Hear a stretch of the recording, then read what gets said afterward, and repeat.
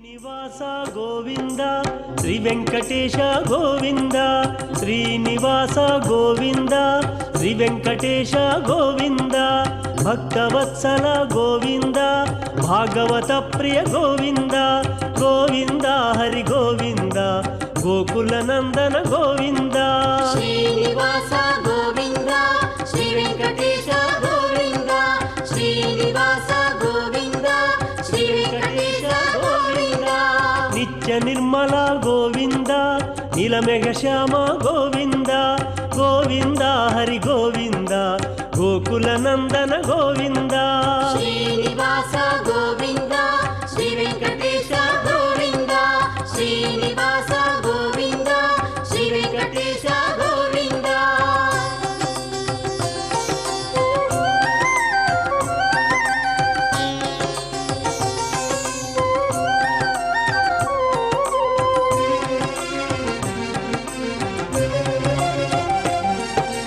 ಪುರಾಣ ಪುರುಷ ಗೋವಿಂದ ಪುಂಡರಿಕಾಕ್ಷ ಗೋವಿಂದ ಗೋವಿಂದ ಹರಿ ಗೋವಿಂದ ಗೋಕುಲ ನಂದನ ಗೋವಿಂದ ಶ್ರೀನಿವಾಸ ಗೋವಿಂದ ಶ್ರೀ ವೆಂಕಟೇಶ ಗೋವಿಂದ ಶ್ರೀನಿವಾಸ ಗೋವಿಂದ ಶ್ರೀ ವೆಂಕಟೇಶ ಗೋವಿಂದ ನಂದನಂದನ ಗೋವಿಂದ ನವನೀತ ಚೋರ ಗೋವಿಂದ ಗೋವಿಂದ ಹರಿ ಗೋವಿಂದ ಗೋಕುಲ ನಂದನ ಗೋವಿಂದ ಶ್ರೀನಿವಾಸ ಗೋವಿಂದ ಶ್ರೀ ವೆಂಕಟೇಶ ಗೋವಿಂದ ಶ್ರೀನಿವಾಸ ಗೋವಿಂದ ಶ್ರೀ ವೆಂಕಟೇಶ ಗೋವಿಂದ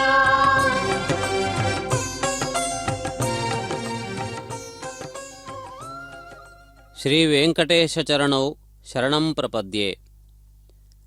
ತಿರುಮಲ ಕ್ಷೇತ್ರದ ರಥಸಪ್ತಮಿಯ ಸಂದರ್ಭದ ವಾಹನ ಸೇವಾ ವೈಭವಗಳನ್ನು ಪ್ರಾತಃ ಕಾಲದಿಂದ ವೀಕ್ಷಿಸುತ್ತಿದ್ದೀರಿ.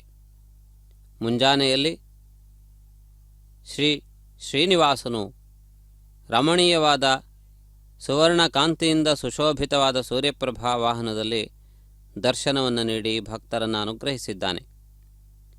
ಈ ಸಂದರ್ಭದಲ್ಲಿ ಗರುಡಾಧಿರೂಢನಾಗಿ ಭಕ್ತ ಜನರನ್ನು ಅನುಗ್ರಹಿಸುವುದಕ್ಕಾಗಿ ಸಿದ್ಧನಾಗಿದ್ದಾನೆ. ತೆರೆಯುತ್ತಿದೆ, ಭಗವದ್ ದರ್ಶನವಾಗುತ್ತಿದೆ. ವೆಂಕಟರಮಣ ಗೋವಿಂದ ಗೋವಿಂದ. ಈ ಸಂದರ್ಭದಲ್ಲಿ ಶ್ರೀ ವೆಂಕಟಾಚಲಾಧೀಶ್ವರನು ಶೇಷಾಚಲವಾಸಿ ಶೇಷವಾಹನವನ್ನು ಅಧಿರೋಹಿಸಿದ್ದನ್ನು ತಾವು ಗಮನಿಸಬಹುದು. 5 ಹೆಡೆಗಳಿಂದ ಶೋಭಿಸುತ್ತಿರುವ ಶೇಷನನ್ನು ಅಧಿರೋಹಿಸಿ ಭಗವಂತನು ತನ್ನ ದಿವ್ಯವಾದಂತಹ ಮಹಿಮೆಯನ್ನು, ಅತ್ಯಂತ ರಮಣೀಯವಾದಂತಹ ವೈಭವವನ್ನು ಭಕ್ತರಿಗೆ ಕಾಣಸಿಗುತ್ತಿದ್ದಾನೆ. ಭಕ್ತ ಜನರು ಆ ಭಗವಂತನ ದಿವ್ಯ ಮಂಗಲ ಸ್ವರೂಪದ ಲಾವಣ್ಯದ ಮನೋಹರವಾದ ಮುಗ್ಧತೆಯನ್ನು ವೀಕ್ಷಿಸಿ ಕೃತಾರ್ಥರಾಗುತ್ತಿದ್ದಾರೆ. ಶ್ರೇಯಃಕಾಂತನ ಮಂಗಳಕರವಾದ ಕರುಣಾದೃಷ್ಟಿ ನಮ್ಮ ಮೇಲೆ ಬೀಳಲಿ ಎಂದು ಪ್ರಾರ್ಥನೆಯನ್ನು ಮಾಡುತ್ತಿದ್ದಾರೆ. ಅರ್ಚಕವರೇಣ್ಯರು ಕರ್ಪೂರ ಮಂಗಲ ನೀರಾಜನವನ್ನು ಬೆಳಗಿ ಈ ವಾಹನ ಸೇವೆಯನ್ನು ಈ ಸಂದರ್ಭದಲ್ಲಿ ಪ್ರಾರಂಭಿಸುತ್ತಿದ್ದಾರೆ. ತಿರುಮಲ ಕ್ಷೇತ್ರದ ರಥಬೀದಿಯ ಪಾರ್ಶ್ವದಲ್ಲಿ ಇರುವ ಪಶ್ಚಿಮಾಭಿಮುಖವಾದ ವಾಹನ ಮಂಟಪದಲ್ಲಿ ಪರಮಾತ್ಮನ ವಾಹನ ಸೇವೆ ಪ್ರಾರಂಭವಾಗುತ್ತಿದೆ. ಶುಭಕರನಾಗಿರುವ ಸಮಸ್ತ ಭಕ್ತಜನರಿಗೆ ಶುಭವನ್ನು ಅನುಗ್ರಹಿಸುವ ಮಂಗಳಮಯ ಮೂರ್ತಿಯ ದರ್ಶನವನ್ನು ತಾವು ವೀಕ್ಷಿಸುತ್ತಿದ್ದೀರಿ. ಅನೇಕ ವಜ್ರಗಳಿಂದ ಮಾಡಲ್ಪಟ್ಟಿರುವ ಅದ್ಭುತವಾದಂತಹ ಕಿರೀಟವನ್ನು ಪರಮಾತ್ಮ ಶಿರಸ್ಸಿನಲ್ಲಿ ಧಾರಣೆ ಮಾಡಿದ್ದಾನೆ. ವಜ್ರವು ಸೂರ್ಯನಿಗೆ ಸಂಬಂಧಪಟ್ಟಂತಹ ಮಣಿಯಾಗಿದೆ. ಆದ್ದರಿಂದ ಇಂತಹ ವಿಶೇಷವಾದ ಆಭರಣವನ್ನು ಸೂರ್ಯ ಸಪ್ತಮಿಯ ಶುಭ ಸಂದರ್ಭದಲ್ಲಿ ಭಗವಂತ ಧಾರಣೆ ಮಾಡಿರುವುದನ್ನು ನಾವು ಗಮನಿಸುತ್ತಿದ್ದೇವೆ. ಅದೇ ರೀತಿಯಲ್ಲಿ ಶೇಷವಾಹನಾಧಿರೂಢನಾದಂತಹ ಪರಮಾತ್ಮನನ್ನು ನಾವು ಗಮನಿಸಬಹುದು. ವಿಶೇಷವಾದಂತಹ ದೈವಿಕ ಶಕ್ತಿಯನ್ನು ಹೊಂದಿರುವ ಸರ್ಪಗಳ ಹೆಡೆಯ ಮೇಲೆ ವಿಶೇಷವಾದಂತಹ ನಾಗಮಣಿ ಇರುತ್ತದೆ ಎನ್ನುವುದು ಪ್ರಸಿದ್ಧವಾದಂತಹ ಮಾತು. ಮಣಿಗಳಲ್ಲಿ ನಾಗಮಣಿಗೂ ಕೂಡ ವಿಶೇಷವಾದಂತಹ ಪ್ರಾಧಾನ್ಯತೆ ಇದೆ. ಅಂತಹ ಮಣಿಗಳಿಂದ ಶೋಭಿತನಾಗಿರುವವನು ಆದಿಶೇಷ. ತನ್ನ 1000 ಹೆಡೆಗಳಲ್ಲಿ ಅಂತಹ ಶ್ರೇಷ್ಠವಾದಂತಹ ನೀಲಮಣಿಗಳನ್ನು ಧಾರಣೆ ಮಾಡಿರುತ್ತಾನೆ ಎನ್ನುವುದನ್ನು ಪುರಾಣಗಳಲ್ಲಿ ನಾವು ಕಾಣಬಹುದಾಗಿದೆ. ಆ ರೀತಿಯಾಗಿ ತನ್ನ ವಿಶೇಷವಾದಂತಹ ವೈಭವದೊಂದಿಗೆ ಪರಮಾತ್ಮ ತನ್ನ ಸೇವಕನಾಗಿರುವಂತಹ ಆದಿಶೇಷನನ್ನೇ ಛತ್ರವನ್ನಾಗಿರಿಸಿಕೊಂಡು, ತನ್ನ ಆಶ್ರಯವಾಗಿರಿಸಿಕೊಂಡು, ತನ್ನ ಪ್ರಭಾವಳಿಯಾಗಿರಿಸಿಕೊಂಡು, ತನ್ನ ವಾಹನವಾಗಿರಿಸಿಕೊಂಡು ಪರಮಾತ್ಮ ಈ ಸಂದರ್ಭದಲ್ಲಿ ಭಕ್ತರಿಗೆ ದರ್ಶನವನ್ನು ನೀಡುವುದಕ್ಕಾಗಿ ರಥಬೀದಿಗೆ ಕಾಲಿಡುವಂತಹ ಶುಭ ಸಂದರ್ಭ ಸನ್ನಿಹಿತವಾಗಿದೆ. ಈ ಸಂದರ್ಭದಲ್ಲಿ ಈ ಮೆರವಣಿಗೆಯ ವೈಭವವನ್ನು, ಟಿವಿಯನ್ನು, ಗಾಂಭೀರ್ಯವನ್ನು ಹೆಚ್ಚಿಸುವ ಅನೇಕ ದೃಶ್ಯಾವಳಿಗಳನ್ನು ತಾವು ವೀಕ್ಷಿಸುತ್ತಿದ್ದೀರಿ. ಪರಮಾತ್ಮನ ಸಾರ್ವಭೌಮತ್ವವನ್ನು ಜಗತ್ತಿಗೆ ಸಾರುವುದಕ್ಕಾಗಿ ದಿಗ್ಧಂತಿಗಳು, ಗಜಗಳು ಈ ಸಂದರ್ಭದಲ್ಲಿ ರಥಬೀದಿಯಲ್ಲಿ ಸಂಚರಿಸುತ್ತಿವೆ. ಅದೇ ರೀತಿಯಲ್ಲಿ ಪರಮಾತ್ಮನ ರಾಜಸ ಪೌರುಷವನ್ನು ತಿಳಿಯಪಡಿಸುವ ರೀತಿಯಲ್ಲಿ ಅಶ್ವಗಳು, ಪರಮಾತ್ಮನ ಗಮನದ ಗಾಂಭೀರ್ಯವನ್ನು ತಿಳಿಯಪಡಿಸುವಂತಹ ರೀತಿಯಲ್ಲಿ ವೃಷಭಗಳು, ಅದೇ ರೀತಿಯಲ್ಲಿ ಪರಮಾತ್ಮನ ರಾಜತ್ವವನ್ನು ತಿಳಿಯಪಡಿಸುವ ರೀತಿಯಲ್ಲಿ, ಸಾರ್ವಭೌಮತ್ವವನ್ನು ಲೋಕಕ್ಕೆ ತಿಳಿಯಪಡಿಸುವ ರೀತಿಯಲ್ಲಿ ಪದಾತಿಗಳು, ಹೀಗೆ ಚತುರ್ವಿಧವಾದಂತಹ ಸೈನ್ಯದ ಅಂಗಗಳು ಇಲ್ಲಿ ಕಂಡುಬರುತ್ತಿವೆ. ಆದ್ದರಿಂದ 4 ರಥಬೀದಿಗಳಲ್ಲಿ ಚತುರಂಗ ಸೈನ್ಯ ಸಮೇತನಾಗಿ ಸಾರ್ವಭೌಮನಾಗಿ ಪರಮಾತ್ಮ ದರ್ಶನವನ್ನು ನೀಡುವುದಕ್ಕೆ ಸಂಸಿದ್ಧನಾಗಿದ್ದಾನೆ. ಪರಮಾತ್ಮನ ಶುಭಕರವಾದಂತಹ ದರ್ಶನ ಭಕ್ತ ಜನರಿಗೆ ಆನಂದವನ್ನು, ಉತ್ಸಾಹವನ್ನು, ಉಲ್ಲಾಸವನ್ನು ಉಂಟು ಮಾಡುವುದಷ್ಟೇ ಅಲ್ಲದೆ ಈ ರಥಸಪ್ತಮಿಯ ಸಂದರ್ಭದಂದು ಪರಮಾತ್ಮನ ದರ್ಶನ ಆರೋಗ್ಯವನ್ನು ಕೂಡ ಉಂಟು ಮಾಡುತ್ತದೆ.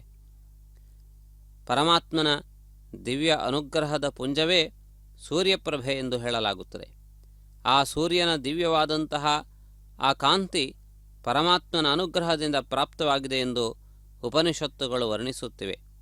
ತಸ್ಯ ಭಾಸಾ ಸರ್ವಮಿದಂ ವಿಭಾತಿ. ಪರಮಾತ್ಮನ ದಿವ್ಯವಾದಂತಹ ತೇಜಸ್ಸಿನ ಒಂದು ಅಂಶವೇ ಸೂರ್ಯನಾಗಿ ಕಂಗೊಳಿಸುತ್ತಿದೆ. ಆ ಸೂರ್ಯನ ದಿವ್ಯವಾದ ತೇಜಸ್ಸಿನಿಂದಲೇ ಸಮಸ್ತ ಗ್ರಹಗಳು ಬೆಳಗುತ್ತಿವೆ. ಸೂರ್ಯನ ದಿವ್ಯವಾದಂತಹ ಶಕ್ತಿಯ ಕಾರಣದಿಂದಾಗಿ ಗ್ರಹಗಳೆಲ್ಲವೂ ಸೂರ್ಯನಿಗೆ ಪ್ರದಕ್ಷಿಣೆಯನ್ನು ಮಾಡುತ್ತಿವೆ. ಆ ರೀತಿಯಾದಂತಹ ಸೌರಮಂಡಲದಲ್ಲಿ ಭಾಗವಾಗಿರುವಂತಹ ಈ ಭೂಮಿಯಲ್ಲಿ ಪರಮಾತ್ಮ ಆವಿರ್ಭವಿಸಿದ್ದಾನೆ. ಬ್ರಹ್ಮಾಂಡದಲ್ಲಿ ಅದೆಷ್ಟೋ ಸೂರ್ಯರು, ಕೋಟಿ ಕೋಟಿ ಸೂರ್ಯರಿಂದ ಕೂಡಿರುವಂತಹ ಬ್ರಹ್ಮಾಂಡದಲ್ಲಿ ಮಾನವರು ನಿವಸಿಸುವಂತಹ ಈ ಭೂಮಂಡಲದಲ್ಲಿ, ಅದರಲ್ಲಿಯೂ ಕೂಡ ಶೇಷಾಚಲದಲ್ಲಿ ಆ ಪರಮಾತ್ಮ ಆವಿರ್ಭವಿಸಿದ್ದಾನೆ, ಆಶ್ರಯವನ್ನು ಪಡೆದುಕೊಂಡಿದ್ದಾನೆ ಎಂದರೆ ಇದು ನಮ್ಮೆಲ್ಲರ ಸೌಭಾಗ್ಯವಾಗಿದೆ. ಪರಮಾತ್ಮನಿಗೆ ಅವತರಿಸುವುದಕ್ಕೆ ಇಷ್ಟೆಲ್ಲ ವಿಸ್ತಾರವಾದಂತಹ ಬ್ರಹ್ಮಾಂಡವಿದ್ದರೂ, ಕೋಟಿ ಕೋಟಿ ಸೂರ್ಯರು, ಅದಕ್ಕಿಂತಲೂ ಹೆಚ್ಚಿನದಾದಂತಹ ಭೂಮಿಗಳು, ಗ್ರಹಗಳು ಇದ್ದರೂ ಪರಮಾತ್ಮ ಈ ಕ್ಷೇತ್ರದಲ್ಲಿ ಮಾತ್ರವೇ ಕಲಿಯುಗಾಂತದವರೆಗೆ ದರ್ಶನವನ್ನು ಕೊಡುವುದಕ್ಕಾಗಿ ಆವಿರ್ಭವಿಸಿದ್ದಾನೆ ಎನ್ನುವುದು ಅತ್ಯಂತ ಗರ್ವಕಾರಣವೂ ಆಗಿದೆ. ಆ ರೀತಿಯಾಗಿ ಪರಮಾತ್ಮನ ದಿವ್ಯವಾದಂತಹ ಅನುಗ್ರಹದ ಕೃಪಾವಿಶೇಷಗಳಿಂದ ನಿತ್ಯ ಪುನೀತರಾಗದಂತಹ ನಾವು ಆ ಪರಮಾತ್ಮನ ಮಂಗಳಕರವಾದ ದೃಷ್ಟಿಯ ಒಂದು ಕಾರುಣ್ಯಕ್ಕೆ ನಾವೆಲ್ಲರೂ ಕೂಡ ತಲೆಬಾಗಿ ಪರಮಾತ್ಮನ ದಿವ್ಯಾನುಗ್ರಹವನ್ನು ಪಡೆದು ಸರ್ವವಿಧವಾದ ಮಂಗಳಗಳನ್ನು ನಮ್ಮ ಜೀವನದಲ್ಲಿ ಹೊಂದೋಣ. ಸಮಸ್ತ ಪ್ರಾಣಿಗಳಿಗೆ ಆಯಾ ಕಾಲದಲ್ಲಿ ಅನ್ನಾಹಾರಗಳನ್ನು ಒದಗಿಸಿಕೊಡುವಂತಹ ಪರಮಾತ್ಮ ಮಾನವರಿಗೆ ವಿಶೇಷವಾದಂತಹ ಬುದ್ಧಿಶಕ್ತಿಯನ್ನು ಕೂಡ ಕೊಟ್ಟಿದ್ದಾನೆ. 84 ಕೋಟಿ ಜೀವರಾಶಿಗಳಲ್ಲಿ ಮಾನವರು ಅತ್ಯಂತ ಶ್ರೇಷ್ಠರೆಂದು ಘೋಷಿಸಿದ್ದಾರೆ ಜ್ಞಾನಿಗಳು. ಅದಕ್ಕೆ ಕಾರಣ ಮಾನವರಿಗೆ ಇರುವಂತಹ ಜ್ಞಾನಲೇಶ. ಅಂತಹ ಜ್ಞಾನಲೇಶವನ್ನು ಪರಮಾತ್ಮ ಸೂರ್ಯನ ಮೂಲಕವಾಗಿ ಪ್ರೇರೇಪಿಸುತ್ತಾನೆ, ಮೇಧಾಶಕ್ತಿಯನ್ನು ವರ್ಧಿಸುತ್ತಾನೆ.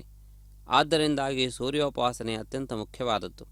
ಸೂರ್ಯ ಸಪ್ತಮಿಯ ಶುಭ ಸಂದರ್ಭದ ವೇಳೆಯಲ್ಲಿ ಆ ಪರಮಾತ್ಮನು 7 ವಾಹನಗಳಲ್ಲಿ ಸಂಚರಿಸುತ್ತಾ ಭಕ್ತಜರನ್ನು ಎದ್ದೇಳಿ ಎನ್ನುವಂತಹ ಸಂದೇಶವನ್ನು ಒದಗಿಸಿಕೊಡುತ್ತಾ ಸೂರ್ಯೋಪಾಸನೆಯತ್ತ ಪರಮಾತ್ಮ ನಮ್ಮೆಲ್ಲರನ್ನೂ ಕೂಡ ಪ್ರೇರೇಪಿಸುತ್ತಿದ್ದಾನೆ. ಆದ್ದರಿಂದ ಈ ಸಪ್ತಗಿರೀಶನ ಸಪ್ತವಾಹನ ಸೇವೆಗಳು ಸೂರ್ಯೋದಯದಿಂದ ಚಂದ್ರೋದಯದವರೆಗೆ ನಿರಂತರವಾಗಿ ನಡೆಯುತ್ತಾ ಭಕ್ತಜನರಿಗೆ ಆಹ್ಲಾದಕತೆಯನ್ನು ಉಂಟು ಮಾಡುತ್ತವೆ. ಈ ಮಂಗಳಕರವಾದ ವಾಹನ ಸೇವೆಗಳನ್ನು ಚಿಕ್ಕ ಬ್ರಹ್ಮೋತ್ಸವ ಎನ್ನುವ ಹೆಸರಿನಿಂದಲೂ ಕೂಡ ಭಕ್ತರು ಗುರುತಿಸುತ್ತಾರೆ. ಅದಕ್ಕೆ ಕಾರಣ 9 ದಿನಗಳ ಬ್ರಹ್ಮೋತ್ಸವದ ಸಂದರ್ಭದಲ್ಲಿ ಯಾವ ಮುಖ್ಯ ವಾಹನಗಳಿವೆಯೋ ಆ ಎಲ್ಲ ಮುಖ್ಯ ವಾಹನಗಳಲ್ಲಿ ಪರಮಾತ್ಮ ವಿಹರಿಸುತ್ತಾನೆ. ಆ ಎಲ್ಲ ಮುಖ್ಯ ವಾಹನಗಳನ್ನು ಒಂದೇ ದಿವಸ ಸೂರ್ಯೋದಯದಿಂದ ಚಂದ್ರೋದಯದವರೆಗಿನ ಮಧ್ಯದ ಕಾಲದಲ್ಲಿ ನೋಡುವ ಅವಕಾಶವನ್ನು ಭಕ್ತರು ಪಡೆದುಕೊಂಡಿರುತ್ತಾರೆ. ಅಷ್ಟಲ್ಲದೆ ಬ್ರಹ್ಮೋತ್ಸವದ ಕಟ್ಟಕಡೆಯದಾಗಿ ನಡೆಯುವ ತೀರ್ಥಸ್ನಾನವನ್ನು ಕೂಡ ಇಂದು ಕಾಣುವಂತಹ ಅವಕಾಶ ಭಕ್ತರಿಗೆ ಪ್ರಾಪ್ತವಾಗುತ್ತದೆ. ಈ ಕಾರಣದಿಂದ ವಿಶೇಷವಾಗಿ ತಿರುಪತಿಯ ಸುತ್ತಮುತ್ತಲಿನ ಭಕ್ತರು ವಿಶೇಷವಾದಂತಹ ರೀತಿಯಲ್ಲಿ ತಿರುಮಲ ಕ್ಷೇತ್ರಕ್ಕೆ ಆಗಮಿಸಿ ಎಲ್ಲ ವಾಹನ ಸೇವೆಗಳನ್ನು ವೀಕ್ಷಿಸಿ ಕೃತಾರ್ಥರಾಗುತ್ತಾರೆ. ಒಂದೇ ದಿನದಲ್ಲಿ ಇಂತಹ ವಿಶೇಷವಾದ ವಾಹನ ಸೇವೆಗಳೆಲ್ಲವನ್ನೂ ಕೂಡ ವೀಕ್ಷಿಸುವ ಸೌಭಾಗ್ಯ ಭಕ್ತ ಜನರಿಗೆ ಪ್ರಾಪ್ತವಾಗುತ್ತದೆ. ಆ ರೀತಿ ಎಲ್ಲ ಭಕ್ತ ಜನರ ಮಂದಾರವಾಗಿ ಶೋಭಿಸುತ್ತಿರುವ ಪರಮಾತ್ಮನನ್ನು ವೀಕ್ಷಿಸಿ ಕೃತಾರ್ಥರಾಗೋಣ. ಮಣಿಮಯವಾದಂತಹ ಆಭರಣಗಳನ್ನು ಪರಮಾತ್ಮ ಧಾರಣೆ ಮಾಡಿದ್ದಾನೆ. ಜಗತ್ತಿನಲ್ಲಿ ಅತ್ಯಂತ ಶ್ರೇಷ್ಠವಾದ ಅತ್ಯಂತ ಪ್ರಭಾವಿಯಾದಂತಹ ನವರತ್ನಗಳನ್ನು ಪರಮಾತ್ಮ ಎಂದು ಧರಿಸಿದ್ದಾನೆ. ಅದೇ ರೀತಿಯಲ್ಲಿ ಕಸ್ತೂರಿ ತಿಲಕ ಶೋಭಿತವಾಗಿರುವಂತಹ ಲಲಾಟ ಫಲಕವನ್ನು ವೀಕ್ಷಿಸುತ್ತಿದ್ದೀರಿ. ಪರಮಾತ್ಮನು ಊರ್ಧ್ವಪುಂಡ್ರಧಾರಿಯಾಗಿ ಭಕ್ತಜನರನ್ನು ಅನುಗ್ರಹಿಸುತ್ತಿದ್ದಾನೆ. ಅಂತಹ ಮಂಗಲಕರನಾದ ಪರಮಾತ್ಮನನ್ನು ವೀಕ್ಷಿಸುತ್ತಾ ನಾವು ಧನ್ಯರಾಗೋಣ.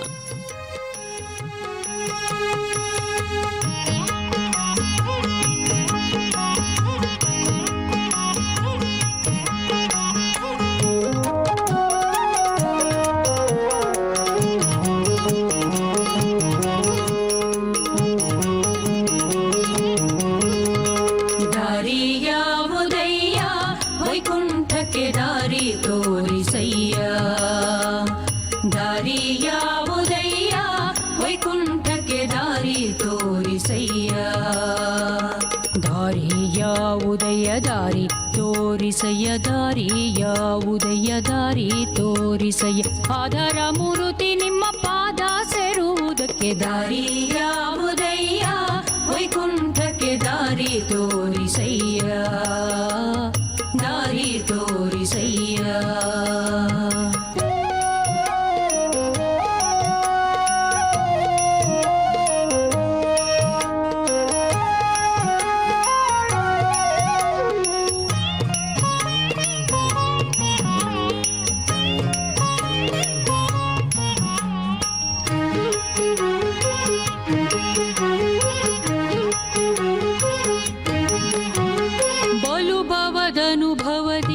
ಕತ್ತಲೆಯೊಳು ಬಲುವಂಜುತೆ ನಡುಗಿ, ಬಲುಭವದನುಭವದಿ ಕತ್ತಲೆಯೊಳು ಬಲುವಂಜುತೆ ನಡುಗಿ, ಬಳಲುತ್ತ ತಿರುಗಿದೆ ಹಾದಿಯ ಕಾಣದೆ, ಬಳಲುತ್ತ ತಿರುಗಿದೆ ಹಾದಿಯ ಕಾಣದೆ, ಹೊಳೆವಂತೆ ದಾರಿಯ ತೋರೋ ನಾರಾಯಣ, ದಾರಿ ಯಾವುದಯ್ಯ, ವೈಕುಂಠಕ್ಕೆ ದಾರಿ ತೋರಿಸಯ್ಯ, ದಾರಿ ತೋರಿಸಯ್ಯ.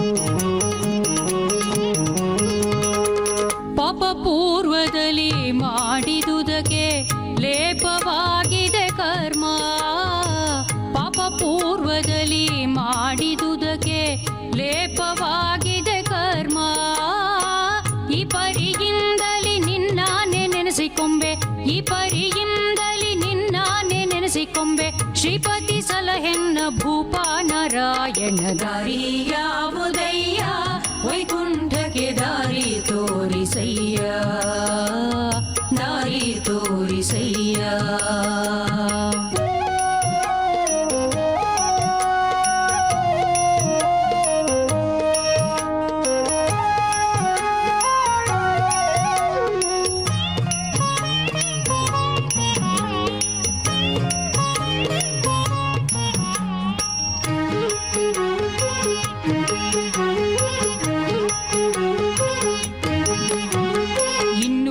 ಜನಿಸಲಾರೆ ಭೂಮಿಯ ಮೇಲೆ ನಿನ್ನ ದಾಸನಾದೆನೋ ಇನ್ನು ನಾ ಜನಿಸಲಾರೆ ಭೂಮಿಯ ಮೇಲೆ ನಿನ್ನ ದಾಸನಾದೆನೋ ಪನ್ನಗಶಯನ ಶ್ರೀ ಪುರಂದರ ವಿಠಲ ಪನ್ನಗಶಯನ ಶ್ರೀ ಪುರಂದರ ವಿಠಲ ಇನ್ನು ಪುಟ್ಟಿಸದಿರೋ ಎನ್ನ ನಾರಾಯಣ ದಾರಿಯ ಮುದಯ್ಯ ವೈಕುಂಠಕ್ಕೆ ದಾರಿ ತೋರಿಸಯ್ಯ ದಾರಿಯ ಮುದಯ್ಯ ವೈಕುಂಠಕ್ಕೆ ದಾರಿ ತೋರಿಸಯ್ಯ ದಾರಿಯ ಉದಯ ದಾರಿ ತೋರಿಸಯ್ಯ ದಾರಿಯ ಉದಯ ದಾರಿ ತೋರಿಸಯ್ಯ ಪಾದರ ಮೂರುತಿ ನಿಮ್ಮ ಪಾದ ಸೇರುವುದಕ್ಕೆ ದಾರಿಯ ಉದಯ ವೈಕುಂಠಕ್ಕೆ ದಾರಿ ತೋರಿಸಯ್ಯ ದಾರಿ ತೋರಿಸಯ್ಯ ದಾರಿ ತೋರಿಸಯ್ಯ ದಾರಿ ತೋರಿಸಯ್ಯ. ಓಂ ನಮೋ ವೆಂಕಟೇಶಾಯ. ಇವತ್ತು ರಥಸಪ್ತಮಿಯ ವಿಶೇಷ ಸಂದರ್ಭದಲ್ಲಿ ನಾವು ತಿರುಮಲದಿಂದ ತಿರುಮಲ ತಿರುಪತಿ ದೇವಸ್ಥಾನದವರು ಶ್ರೀ ವೆಂಕಟೇಶ್ವರ ಭಕ್ತಿ ವಾಹಿನಿ ಕನ್ನಡದಲ್ಲಿ ರಥಸಪ್ತಮಿಯ ಶುಭ ಸಂದರ್ಭದಲ್ಲಿ ಭಗವಂತನ ಅನೇಕ ವಾಹನಗಳ ಮೇಲೆ ಮೆರವಣಿಗೆಯನ್ನು ನೋಡ್ತಾ ಇದ್ದೇವೆ. ಮೆರವಣಿಗೆಗೆ ಉತ್ಸವ ಎಂಬುದು ನಾವು ತಿಳಿತೇವೆ. ಉತ್ಸವ ಅಂದರೆ ಉತ್ಕೃಷ್ಟವಾದ ಸವ ಯಜ್ಞ. ಉತ್ಕೃಷ್ಟವಾದ ಯಜ್ಞವೇ ಉತ್ಸವ ಎಂಬುದಾಗುತ್ತೆ. ಸವ ಅಂದರೆ ಹೋಮ ಯಜ್ಞ. ಬರೀ ಅಗ್ನಿಯಲ್ಲಿ ಮಾತ್ರ ಆಹುತಿ ಕೊಡುವುದು ಮಾತ್ರ ಯಜ್ಞ ಅಲ್ಲ. ಪ್ರತಿಯೊಂದು ಧರ್ಮ ಕಾರ್ಯ ಭಗವಂತನ ಕುರಿತು ಮಾಡಿರುವ ಎಲ್ಲ ಕಾರ್ಯಗಳು ಕೂಡ ಯಜ್ಞ ಎನ್ನಿಸಿಕೊಳ್ಳುತ್ತದೆ ಅಂತ ಎಂಬುದಾಗಿ ಶಾಸ್ತ್ರಗಳು ನಮಗೆ ತಿಳಿಸ್ತಾ ಇದೆ. ಅದೇ ರೀತಿಯಾಗಿ ಇವತ್ತು ಚಿನ್ನಶೇಷವಾಹನವನ್ನು ನಾವು ಈಗ ನೇರ ಪ್ರಸಾರದಲ್ಲಿ ನೋಡ್ತಾ ಇದ್ದೇವೆ. ಚಿನ್ನಶೇಷ ಅಂದರೆ ಶೇಷದೇವರು. ಶೇಷ ಅಂತ ಯಾತಕ್ಕೆ ಕರೀತಾರೆ ಅಂದರೆ ಇನ್ನೊಂದು ವಾಹನ ಕೂಡ ಭಗವಂತನಿಗೆ ಉಂಟು, ಅದು ದೊಡ್ಡ ಶೇಷ. ಒಟ್ಟಿನಲ್ಲಿ ಇಬ್ಬರು ಶೇಷದೇವರ ಪ್ರತೀಕರಾಗಿದ್ದಾರೆ. ಶೇಷದೇವರು ಭಗವಂತನಿಗೆ ಹಾಸಿಗೆ. ಭಗವಂತನ ಮಲ್ಕೊಂಡಿರುವುದು ಶೇಷದೇವರ ಮೇಲೆ. ನಾವು ಮೇಲ್ಗಡೆ ನೋಡಬಹುದು 5 ಹೆಡೆ ನಮಗೆ ಈ ಪ್ರತೀಕದಲ್ಲಿ ಕಾಣಿಸ್ತಾ ಇದೆ. ಆದರೆ ವಾಸ್ತವಿಕವಾಗಿ ಶೇಷದೇವರಿಗೆ 1000 ಹೆಡೆಗಳು, 2000 ನಾಲಿಗೆಗಳು.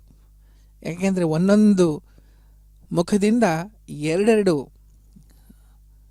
ನಾಲಿಗೆಗಳು ಬರುತ್ತದೆ. ಹಾಗಾಗಿ 2000 ನಾಲಿಗೆಗಳು ಶೇಷದೇವರಿಗೆ ಇದೆ ಎಂಬುದು ಶಾಸ್ತ್ರ ಹೇಳ್ತಾ ಇದೆ. ಈ ನಾಲಿಗೆಗಳ ಮೇಲೆ ಇಂದ ಶೇಷದೇವರು ಏನು ಮಾಡ್ತಾ ಇದ್ದಾರೆ ಅಂದರೆ ಭಗವಂತನ ಗುಣಗಾನಗಳನ್ನ ಮಾಡ್ತಾ ಇದ್ದಾರೆ. ಅವರಿಗೆ ಒಂದು ಬಾಯಿ, ಒಂದು ನಾಲಿಗೆಯಿಂದ ಭಗವಂತನ ಸ್ತೋತ್ರ ಮಾಡಿದರೆ ಸಾಲದು. ದೇವರಿಗೆ ಹತ್ತಿರ ಇರುವುದರಿಂದ ಭಗವಂತನ ವಿಶೇಷ ಗುಣಗಳನ್ನು ತಿಳಿಯುವ ಸಾಮರ್ಥ್ಯ ಶೇಷದೇವರಿಗಿದೆ. ಅಪಾರ ಜ್ಞಾನಿಗಳು ಶ್ರೀ ಶೇಷದೇವರು. ಅದಕ್ಕೆ ಪ್ರತಿನಿತ್ಯ ಭಗವಂತನ ಪೂಜಾ ಕೈಂಕರ್ಯದಲ್ಲಿ ಶೇಷದೇವರಿಗೆ ದೊಡ್ಡ ಸ್ಥಾನ.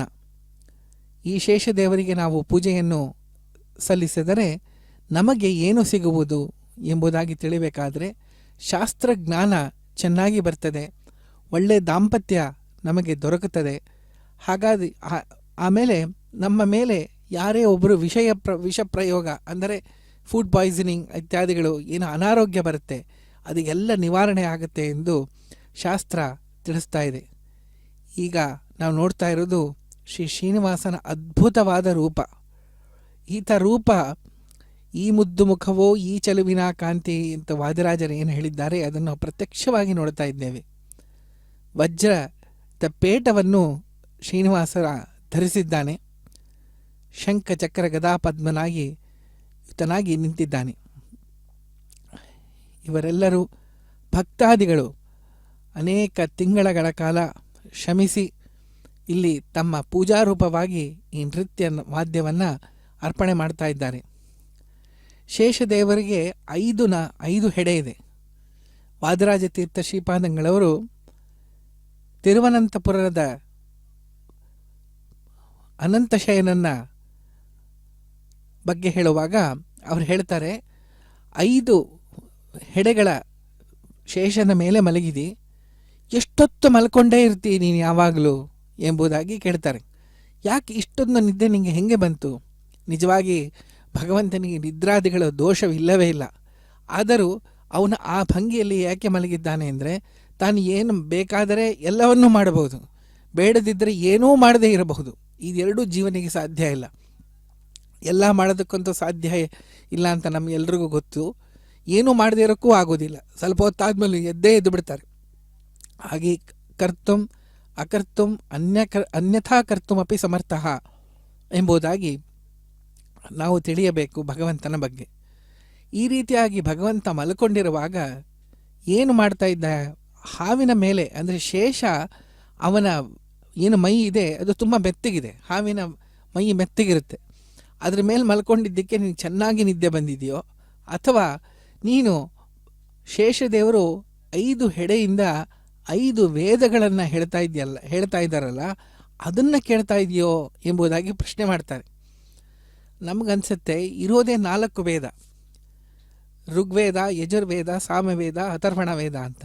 ಈ 5ನೇ ವೇದ ಎಲ್ಲಿಂದ ಬಂತು ಅಂತ ಕೇಳಿದರೆ, ಪುರಾಣಾದಿಗಳು ಗ್ರಂಥಗಳು ಏನು ಭಗವತ್ ಪರಕವಾಗಿ ಯಾವ್ಯಾವ ಗ್ರಂಥಗಳಿದೆಯಲ್ಲ ಅವೆಲ್ಲ ಕೂಡ ಸದಾಗಮಗಳು ಎಂಬುದಾಗಿ, ಸದಾಗಮೈಕ ವಿಜ್ಞೇಯಂ ಸಮತೀತಕ್ಷರಾಕ್ಷರಂ ಎಂಬುದಾಗಿ ವಿಷ್ಣು ತತ್ವ ನಿರ್ಣಯದಲ್ಲಿ ಶ್ರೀಮನ್ ಮಧ್ವಾಚಾರ್ಯರು ಹೇಳ್ತಾರೆ. ಆವಾಗ ವೇದಗಳ ಬಗ್ಗೆ ಹೇಳುವಾಗ ಪಂಚಮ ವೇದವೇ ಮಹಾಭಾರತ, ಮೂಲ ರಾಮಾಯಣ, ಪಂಚರಾತ್ರಾದಿಗಳು ಪುರಾಣ ಗ್ರಂಥಗಳು.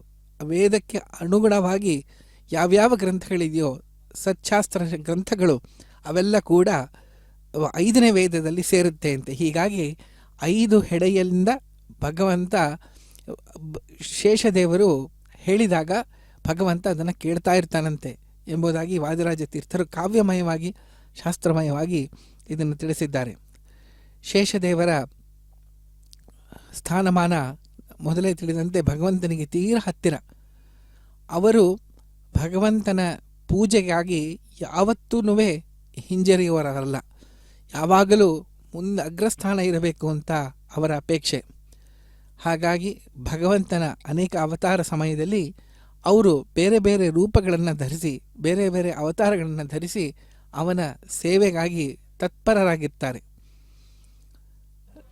ಭಗವಂತನು ರಾಮಾವತಾರ ಮಾಡಿದಾಗ ಲಕ್ಷ್ಮಣನಾಗಿ ಅವನ ತಮ್ಮನಿಂದ ಅವತಾರದಲ್ಲಿ ಬಂದಿದ್ದಾರೆ. ಅದೇ ರೀತಿಯಾಗಿ ನಮ್ಮ ಕೃಷ್ಣನ ಅವತಾರ ಆದಾಗ ಬಲರಾಮ ರೂಪದಿಂದ ಬಂದಿದ್ದಾನೆ. ಒಂದರಲ್ಲಿ ತಮ್ಮನಾಗಿ ಬಂದಿದ್ದಾನೆ, ಇನ್ನೊಂದರಲ್ಲಿ ಅಣ್ಣನಾಗಿ ಬಂದಿದ್ದಾರೆ. ಈ ರೀತಿಯಾಗಿ ಎರಡೆರಡು ರೀತಿಯಲ್ಲಿ ಯಾಕೆ ಬರಬೇಕು ಅಂದರೆ, ರಾಮಾವತಾರ ಕಾಲದಲ್ಲಿ ಅವರು ಅಂದ್ಕೊಂಡ್ರಂತೆ, ಮೊದಲು ರಾಮದೇವರು ಮೊದಲೇ ಹುಟ್ಟುಬಿಟ್ಟಿದ್ರು, ಆಮೇಲೆ ನಾನು ಹುಟ್ಟಿದೆ. ಹಾಗಾಗಿ ಆ ಸ್ವಲ್ಪ ಅವಧಿಯ ಕಾಲದಲ್ಲಿ ನನಗೆ ರಾಮದೇವರ ಸೇವೆ ಮಾಡುವುದಕ್ಕೆ ಅವಕಾಶ ಸಿಗಲಿಲ್ಲ.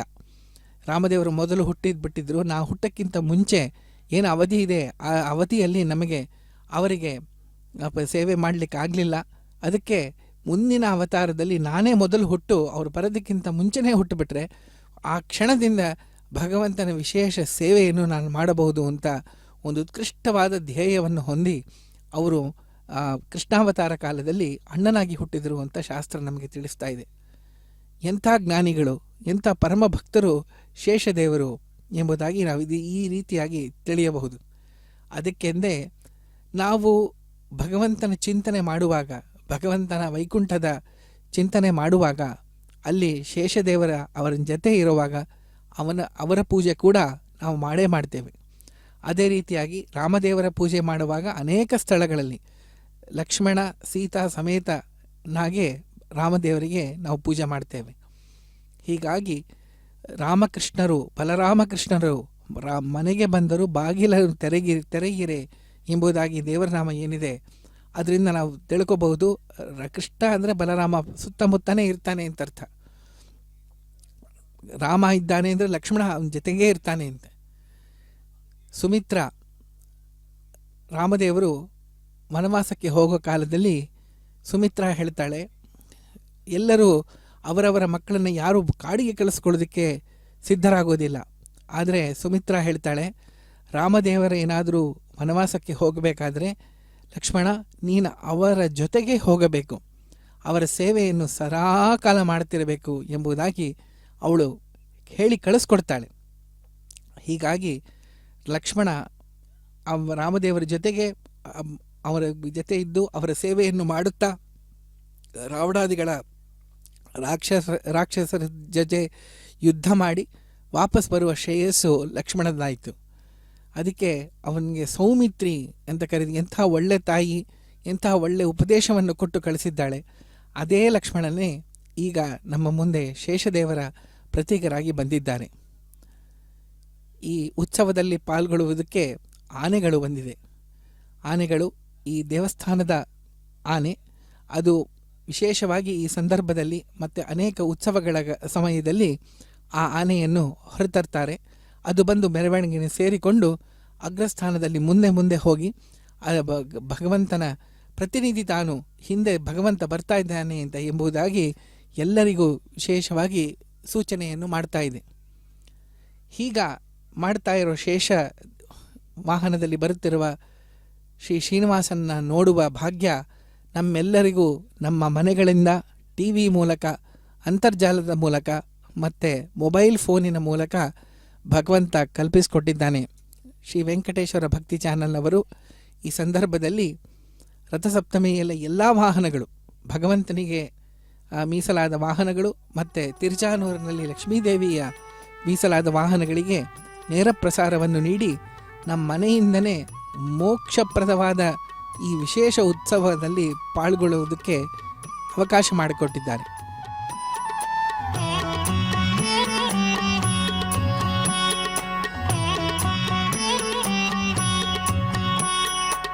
ತಿರುಪತಿ ವೆಂಕಟರಮಣ ನಿನಗೆ ತಕ್ಕೆ ಬಾರದು ಕರುಣಾ. ತಿರುಪತಿ ವೆಂಕಟರಮಣ ನಿನಗೆ ತಕ್ಕೆ ಬಾರದು ಕರುಣಾ. ನಂಬಿದೆ ನಿನ್ನಯ ಚರಣ ಪರಿಪಾಲಿಸಬೇಕೈ ಕರುಣಾ. ನಂಬಿದೆ ನಿನ್ನಯ ಚರಣ ಪರಿಪಾಲಿಸಬೇಕೈ ಕರುಣಾ. ತಿರುಪತಿ ವೆಂಕಟರಮಣ ನಿನಗೆ ತಕ್ಕೆ ಬಾರದು ಕರುಣಾ. ತಿರುಪತಿ ವೆಂಕಟರಮಣ ನಿನಗೆ ತಕ್ಕೆ ಬಾರದು ಕರುಣಾ.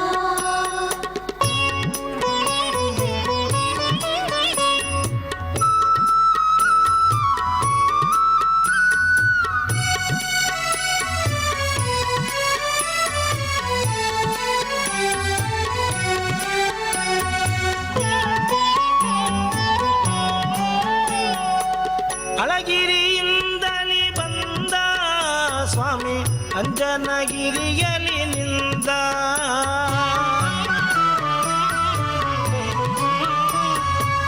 ಅಳಗಿರಿಯಿಂದಲಿ ಬಂದ ಸ್ವಾಮಿ ಅಂಜನಗಿರಿಯಲಿ ನಿಂದ. ಕೊಳಲನೂದುವುದು ಚಂದ ನಮ್ಮ ಕುಂಡಲರಾಯ ಮುಕುಂದ. ತಿರುಪತಿ ವೆಂಕಟರಮಣ ನಿನಗೆ ತಕ್ಕೆ ಬಾರದು ಕರುಣಾ.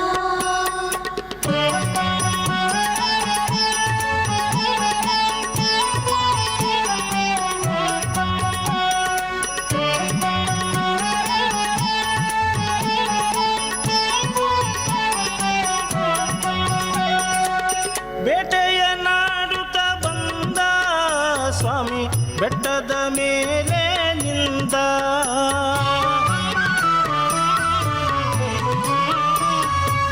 ಬೇಟೆಯ ನಾಡುತ್ತ ಬಂದ ಸ್ವಾಮಿ ಬೆಟ್ಟದ ಮೇಲೆ ನಿಂದ. ಮೀಟಗಾರ ಗೋವಿಂದ ಅಲ್ಲಿ ಜೇನು ಸಕ್ಕರೆಯನ್ನು ತಿಂದ. ತಿರುಪತಿ ವೆಂಕಟರಮಣ ನಿನಗೆ ತಕ್ಕೆ ಬಾರದು ಕರುಣಾ. ಓಂ ನಮೋ ವೆಂಕಟೇಶಾಯ. ಈ ರೀತಿಯಾಗಿ ಶೇಷದೇವರ ಸ್ಥಾನ ಎಷ್ಟು ದೊಡ್ಡದು ಅಂತ ನಮಗೆ ತಿಳಿದಿದೆ. ಈ ಶೇಷದೇವರು ಶ್ರೀ ಶ್ರೀನಿವಾಸನ ಸೇವೆಗಾಗಿ ಒಂದು ವಿಚಿತ್ರ ಅವತಾರವನ್ನು ತಾಳಿದ್ದಾರೆ. ಅದು ಯಾವುದು ಅಂದರೆ ಈ ಶೇಷಾಚಲ, ಈ ವೆಂಕಟಾಚಲ ಪರ್ವತ ಈ ಯುಗದಲ್ಲಿ ನಾವು ಏನು ಕರಿತೀವಿ, ಅದು ಸಾಕ್ಷಾತ್ ಶೇಷದೇವರ ಒಂದು ಪ್ರತೀಕ, ಅವರದ ರೂಪ. ಆ ರೂಪದಲ್ಲಿ ಅವರು ವೆಂಕಟಾಚಲವರ ಪರ್ವತವನ್ನು ಆ ರೂಪವನ್ನು ಧಾರಣೆ ಮಾಡಿ ಶ್ರೀ ವೆಂಕಟೇಶ ದೇವಸ್ಥಾನವನ್ನು ತನ್ನ ಮೈ ಮೇಲೆ ಹೊತ್ತುಕೊಂಡಿದ್ದಾರೆ. ಅನೇಕ ಯೋಜನೆಗಳು ವಿಸ್ತಾರವಾಗಿ ನರಸಿಂಹ ಕ್ಷೇತ್ರ, ವೆಂಕಟಾಚಲ ಕ್ಷೇತ್ರ ಮತ್ತು ರುದ್ರದೇವ ಕ್ಷೇತ್ರದ 3 ಕ್ಷೇತ್ರಗಳಲ್ಲಿ ವ್ಯಾಪಿಸಿರುವಂತಹ ಅದ್ಭುತವಾದ ರೂಪವೇ ಶೇಷಾಚಲ. ಈಗ ನಾವು ತಿರುಪತಿಯ ಬೆಟ್ಟವನ್ನು ಏನೇ ನೋಡಿದಾಗ ನಮಗೆ ಅನಿಸ್ತದೆ, ಇದು ಎಂಥ ವಿಚಿತ್ರವಾದ ಈ ಪರ್ವತ. ಆ ಪರ್ವತ ಬೇರೆ ಅಲ್ಲ, ಅದು ಶೇಷದೇವರೇ. ಹೀಗಾಗಿ ನಮ್ಮ ವೈಕುಂಠ ಸ್ಥಾನ, ಭೂಕುಲೋಕ ವೈಕುಂಠ ಅಂತ ಈ ತಿರುಪತಿಯನ್ನು ಏಕೆ ಕರೀತಾರೆ ಎಂಬುದಾಗಿ ತಿಳಿಬೇಕಾದರೆ, ಇಲ್ಲಿ ವೈಕುಂಠದಲ್ಲಿರುವ ಎಲ್ಲರೂ ಇದ್ದಾರೆ. ಅಲ್ಲಿ ಶೇಷದೇವರಿದ್ದಾರೆ. ಆ ಶೇಷದೇವರು ಇಲ್ಲೂ ಪರ್ವತ ರೂಪದಲ್ಲಿ ಇದ್ದಾರೆ. ಅಲ್ಲಿ ಲಕ್ಷ್ಮೀದೇವಿ ಇದ್ದಾಳೆ. ಇಲ್ಲಿ ಲಕ್ಷ್ಮೀದೇವಿ ಅನೇಕ ರೂಪದಲ್ಲಿದ್ದಾಳೆ. ಆ ಮೂಲ ತಿರುಪತಿಯ ದೇವಸ್ಥಾನ ಏನಿದೆ ಅದನ್ನು ಆ ಮೇಲ್ಗಡೆ ಆನಂದ ನಿಲಯ ಅಂತ ಕರೀತಾರೆ. ಆ ಆನಂದ ನಿಲಯ ವೈಕುಂಠದ ಒಂದು ಭಾಗ. ಆ ಭಾಗವನ್ನೇ ಗರುಡದೇವರು ಅಲ್ಲಿಂದ ತಂದು ಇಲ್ಲಿಟ್ಟಿದ್ದಾರೆ. ಗರುಡದೇವರಿದ್ದಾರೆ, ಮತ್ತು ಶೇಷದೇವರಿದ್ದಾರೆ, ಸಾಕ್ಷಾತ್ ನಾರಾಯಣನಿದ್ದಾನೆ. ಮತ್ತು ಲಕ್ಷ್ಮೀದೇವಿ ವೈಕುಂಠದಲ್ಲಿ ಯಾವ ರೂಪದಿಂದ ಇದ್ದಾಳೋ ಅವಳು ಬಂದು ಸ್ವರ್ಣಮಯವಾಗಿ ಆ ಇಡೀ ದೇವಸ್ಥಾನವನ್ನೇ ಆವರಿಸ್ಬಿಟ್ಟಿದ್ದಾಳೆ. ಲಕ್ಷ್ಮೀದೇವಿ ಎಲ್ಲಿದ್ದಾಳೆ ಅಂತ ಹುಡುಕೋದು ಬೇಡ. ಆ ದೇವಸ್ಥಾನದಲ್ಲಿರುವ ಎಲ್ಲ ವಸ್ತುಗಳು ಅದೆಲ್ಲ ಲಕ್ಷ್ಮೀದೇವಿಯ ಅವತಾರವೇ ಆಗಿದೆ. ಅದಕ್ಕೆ ಕಾಂಚನ ಎಂಬುದಾಗಿ ಲಕ್ಷ್ಮಿಯನ್ನು ಕರೀತಾರೆ. ಮತ್ತು ಪ್ರತ್ಯಕ್ಷವಾಗಿ ಶ್ರೀಭೂದು ರೂಪದಲ್ಲಿ ಭಗವಂತನ ವಕ್ಷಸ್ಥಳದಲ್ಲಿ ಲಕ್ಷ್ಮಿ ಸದಾಕಾಲ ಇರ್ತಾಳೆ ಎಂಬುದಾಗಿ ನಮಗೆ ತಿಳಿದಿದೆ. ಮತ್ತು ಗರುಡದೇವರಿದ್ದಾರೆ ಭಗವಂತನ ಎದುರುಗಡೆ, ಅಲ್ಲಿ ಗರುಡದೇವರಿದ್ದಾರೆ. ಈ ರೀತಿಯಾಗಿ ವೈಕುಂಠದ ಇನ್ನೊಂದು ಪ್ರತೀಕವೇ ಈ ವೆಂಕಟಾಚಲ ಪರ್ವತ. ಆ ಪರ್ವತ ಎಲ್ಲಿ ಅಂತ ಹೇಳಿದರೆ ಅದೇ ಶೇಷದೇವರ ಮೈ, ಅದೇ ಅವರ ದೇಹ. ತನ್ನ ದೇಹವನ್ನೇ ಭಗವಂತನ ಸೇವೆಗಾಗಿ ಮೀಸಲಿಟ್ಟರ ಮಹಾನುಭಾವರು ಶ್ರೀ ಶೇಷದೇವರು. ಶೇಷದೇವರ ಮೇಲೆ ಇವಾಗ ನಾವು ನೋಡ್ತಾ ಇರೋದು ಭಗವಂತನ ಪ್ರತೀಕ. ಭಗವಂತನ ರೂಪ ಲಾವಣ್ಯ ಹೇಳುವುದಕ್ಕೆ ಸಾಧ್ಯವೇ ಇಲ್ಲ. ಅವನ ಅಂಗಾಂಗಗಳ ವರ್ಣನೆ ಯಾವ ಸ್ತೋತ್ರದಿಂದಲೂ ಮಾಡುವುದಕ್ಕೆ ಆಗೋದಿಲ್ಲ. ಆದರೂ ಭಗವಂತನ ಬಗ್ಗೆ ನಾವು ತಿಳಿಯಲೇಬೇಕು. ಸ್ವಲ್ಪ ಮಟ್ಟಕ್ಕಾದರೂ ಅವನ ಪರಿಚಯ ನಮಗೆ ಆಗಬೇಕು ಅಂತಿದ್ದರೆ ವಿಶೇಷ ಸ್ತೋತ್ರಾದಿಗಳಿಂದ ಅವನ ಬಗ್ಗೆ ಸ್ವಲ್ಪ ತಿಳಿಯುವುದಕ್ಕೆ ನಾವು ಪ್ರಯತ್ನ ಪಡಬಹುದು. ಈ ನಿಟ್ಟಿನಲ್ಲಿ ಒಂದು ವಿಶೇಷ ಸ್ತೋತ್ರ ಶ್ರೀಮನ್ ಮಧ್ವಾಚಾರ್ಯರು ಮಾಡಿದ್ದ ದ್ವಾದಶ ಸ್ತೋತ್ರ. ಆ ದ್ವಾದಶ ಸ್ತೋತ್ರದಲ್ಲಿ ಭಗವಂತನ ಅಂಗಾಂಗಗಳ ವರ್ಣನೆ ಮೊದಲನೇ ಸ್ತೋತ್ರ. ಅದನ್ನು ಪ್ರತಿನಿತ್ಯ ಪಠಿಸಿದರೆ ನೈವೇದ್ಯ ಸಮಯದಲ್ಲಿ ಅಥವಾ ಇತರ ಸಮಯದಲ್ಲಿ ಭಗವಂತನ ಅಂಗಾಂಗಗಳ ಪರಿಚಯ ನಮಗೆ ಬರ್ತದೆ. ಭಗವಂತನ ಅಂಗ ಹೇಳಬೇಕಾದ್ರೆ ಆಪಾದಮೌಳಿ ಪರ್ಯಂತ, ಅಂದರೆ ಎಲ್ಲ ಚರಣದಿಂದ ಪ್ರಾರಂಭ ಮಾಡಿ ತಲೆಯವರೆಗೂ ಅದ್ಭುತವಾಗಿ ವರ್ಣನೆ ಮಾಡಿದ್ದಾರೆ. ವಂದೇ ವಂದ್ಯಂ ಸದಾನಂದಂ ವಾಸುದೇವಂ ನಿರಂಜನಂ ಇಂದಿರಾಪತಿ ಮಾಧ್ಯಾದಿ ವರದೇಶ ವರಪ್ರದಂ ನಮಾಮಿ ನಿಖಿಲಾಧೀಶ ಕಿರೀಟ ಕೃಷ್ಣಪೀಠವತ್ ಹೃತ್ತಮಾಶಮನೇರ್ಕಾಭಂ ಶ್ರೀಪದೇರ್ಪಾದಪಂಕಜಂ. ಎಲ್ಲ ದೇವಾದಿ ದೇವತೆಗಳು ಬಂದು ಭಗವಂತನ ಪಾದದಲ್ಲಿ ತಮ್ಮ ಕಿರೀಟವನ್ನು ಗಟ್ಟಿಯಾಗಿ ಅಪ್ಪಳಿಸ್ತಾರಂತೆ. ಯಾಕೆಂದರೆ ಭಗವಂತನ ಮೇಲೆ ಭಕ್ತಿಯೋದ್ರೇಕದಿಂದ ಈ ರೀತಿ ಮಾಡ್ತಾ ಇದ್ದಾರೆ ಎಂಬುದಾಗಿ ಸ್ತೋತ್ರ ವರ್ಣನೆ ಮಾಡ್ತಾ ಇದೆ. ಜಾಂಬೂನದಾಮರಾಧಾರಂ ನಿತಂಬಂ ಚಿಂತ್ಯಮೀಶಿತು ಸ್ವರ್ಣ ಮಂಜೀರ ಸಂವೀತ ಮಾರೂಢಂ ಜಗದಂಬಯ್ಯ. ಭಗವಂತನ ಮೇಲೆ ಧರಿಸಿರ್ತಕ್ಕಂತಹ ಆಭರಣಗಳು ಜಾಂಬೂನದ, ಅಂದರೆ ದೈವಲೋಕದ ಸುವರ್ಣ, ಅದನ್ನು ಧರಣೆ ಮಾಡ್ತಾನೆ. ಅದಕ್ಕೆ ಅದರ ಹೊಳಪೇ ಬೇರೆ. ಸಾಮಾನ್ಯವಾಗಿ 24 ಕ್ಯಾರೆಟ್ ಗೋಲ್ಡ್ ಅಂತ ನಾವೇನುತ್ತೀವಿ, ಅದಕ್ಕಿಂತ ತುಂಬ ಶುದ್ಧವಾದ ದೈವೀಕವಾದ ಒಂದು ಸುವರ್ಣ ಅದು. ಅದಕ್ಕೆ ತಿರುಪತಿ ಎಲ್ಲ ಆಭರಣಗಳನ್ನು ನಾವು ನೋಡಬಹುದು. ಆ ಥರ ಆಭರಣಗಳು ಬೇರೆ ಎಲ್ಲೂ ಕಾಣಿಸೋದಕ್ಕೆ ಸಾಧ್ಯ ಇಲ್ಲ. ಯಾಕೆಂದರೆ ಅದು ದೈವೀಕವಾದ ಆಭರಣಗಳು. ಈಗ ನೋಡಬಹುದು ಭಗವಂತ ಧರಿಸುವ ಮಾಲೆ, ಅವನು ಧರಿಸಿದ್ದ ವಜ್ರದ ಪೇಟ ಮತ್ತು ವಜ್ರದ ಹಸ್ತ ಇತ್ಯಾದಿಗಳು ಅತ್ಯಂತ ಅಪೂರ್ವ, ಅತ್ಯಂತ ದೈವಿಕ. ಹಿಂದಗಡೆ ಚಿನ್ನ ಶೇಷವಾಹನ ಅಂದರೆ ಚಿಕ್ಕ ಶೇಷವಾಹನ, ಅದು ಇಲ್ಲಿ ನಾವು ಈ ಸಮಯದಲ್ಲಿ ಕಾಣಬಹುದು. ಬ್ರಹ್ಮೋತ್ಸವದ ಸಮಯ, ನವರಾತ್ರಿಯಲ್ಲಿ ನಡೆಯುವ ಬ್ರಹ್ಮೋತ್ಸವದ ಸಮಯದಲ್ಲಿ ದೊಡ್ಡ ಶೇಷವಾಹನ ಕೂಡ ಈ ಸಂದರ್ಭದಲ್ಲಿ ಉಪಯೋಗಿಸ್ತಾರೆ. ಆದರೆ ರಥಸಪ್ತಮಿ ದಿವಸ ಚಿನ್ನ ಶೇಷವಾಹನವನ್ನು ಉಪಯೋಗಿಸುವ ರೂಢಿ ಇಲ್ಲಿದೆ. ಹಾಗೆಯೇ ಉದರಂ ಚಿಂತಮೀಶಸ್ಯ ಅನುತ್ಯೇ ತನುತ್ವೇ ಪ್ರಖಿಲಂಭರಂ ವರಿತ್ರಯಾಂಕಿತಂ ನಿತ್ಯಂ ಉಪಗೂಢಂ ಶ್ರೀಯೈಕಯ. ಉದರಂ ಚಿಂತಮೀಶಸ್ಯ, ಭಗವಂತನ ಉದರ ಅಂದರೆ ಹೊಟ್ಟೆ ಎಷ್ಟು ತೆಳ್ಳದಾಗಿದೆ, ಇದರಲ್ಲಿ ಇಡೀ ಬ್ರಹ್ಮಾಂಡ ಅಡಗಿದೆ ಅಂದರೆ ಎಷ್ಟು ಆಶ್ಚರ್ಯ ಆಗುತ್ತೆ ಎಂಬುದಾಗಿ ನಾವು ತಿಳಿಯಬಹುದು. ಅದೇ ಥರ ಸ್ಮರಣೀಯ ವಿರೋವಿಷ್ಟು ಇಂದಿರಾ ವಾಸಮೀಶಿತು ಅನಂತಮಂತ ಭದಿವ ಭುಜಯೋರಂತರಂಗತಂ. ಎರಡು ಭುಜಗಳ ಮಧ್ಯೆ ಎಲ್ಲ ವಿಶಾಲವಾದ ವಕ್ಷಸ್ಥಲ ಇದೆ. ಅದರಲ್ಲಿ ಲಕ್ಷ್ಮೀದೇವಿಯ ಸನ್ನಿಧಾನ ನಾವು ಕಾಣಬಹುದು. ಇದು ವಿಶಾಲವಾದ ವಕ್ಷಸ್ಥಳ. ಈ ಅಂಗಾಂಗಗಳ ವರ್ಣನೆಯಿಂದ ಏನು ತಿಳಿಯುತ್ತದೆ ಅಂದರೆ, ಭಗವಂತನಿಗೆ 32 ಸಾಮುದ್ರಿಕ ಲಕ್ಷಣ ಶಾಸ್ತ್ರದಲ್ಲಿ ಹೇಗೆ ಹೇಳಿದ್ದಾರೋ ಹಾಗೆ 32 ಲಕ್ಷಣಗಳು ಪರ್ಫೆಕ್ಟ್ ಅಂತ ಏನಂತೀವಿ, ಆ ಥರ ನಾವು ಅದನ್ನು ಕಾಣಬಹುದು ಭಗವಂತನಲ್ಲಿ. ಆ ಭಗವಂತನ ಆ ರೂಪವೇ ಶ್ರೀನಿವಾಸನ ರೂಪ. ಆ ರೂಪದ ಪ್ರತೀಕವೇ ಈ ಉತ್ಸವ ಮೂರ್ತಿ. ಹಾಗಾಗಿ ನಾವಿವಾಗ ಏನು ನೋಡ್ತಾ ಇದ್ದೀವಲ್ಲ, ಅದು ಒಬ್ಬ ವ್ಯಕ್ತಿಗೆ, ಒಬ್ಬ ಪುರುಷನಿಗೆ ಇರಬೇಕಾದ ಎಲ್ಲ ಲಕ್ಷಣಗಳು ಈ ಭಗವಂತನ ಈ ಪ್ರತೀಕದಲ್ಲಿ ನಾವು ಕಾಣಬಹುದು. ನಾವು ಯೋಚನೆ ಮಾಡಬಹುದು, ಅಲ್ಲ ಇಷ್ಟು ಜನ, ಲಕ್ಷಾಂತರ ಜನ ಪ್ರತಿನಿತ್ಯ ತಮ್ಮ ಊರಿನಿಂದ ಬಂದು ಇಲ್ಲಿ ಇಷ್ಟು ಜಂಗೊಳಿಯ ಮಧ್ಯದಲ್ಲಿ ಭಗವಂತನ ದರ್ಶನವನ್ನು ಅನೇಕ ಯುಗಗಳಿಂದ ಮಾಡ್ತಾ ಇದ್ದಾರಲ್ಲ, ಇದರ ರಹಸ್ಯ ಏನು? ಪ್ರತಿ ದಿನವೂ ಕೂಡ ಇಲ್ಲಿ ಯಾವಾಗಲೂ ಜನಜಂಗುಳಿ ತುಂಬ ಜಾಸ್ತಿ ಇರ್ತದಲ್ಲ, ಅದು ವಿಶೇಷತೆ ಏನು ಅಂತ ಹೇಳಿದರೆ, ಈ ಒಳಗಡೆ ಭಗವಂತನ ಏನು ಪ್ರತೀಕ ಇದೆ, ಏನು ವಿಗ್ರಹ ಇದೆ, ಅದು ವಿಗ್ರಹವಲ್ಲ, ಅದು ಸಾಕ್ಷಾತ್ ಭಗವಂತನೇ ಆ ರೂಪದಲ್ಲಿ ನಿಂತಿದ್ದಾನೆ. ಅವರ ಯೋಗ್ಯತೆಗೆ ತಕ್ಕಂತೆ ಭಗವಂತ ಅವರಿಗೆ ಕಾಣಿಸಿಕೊಡ್ತಾನೆ.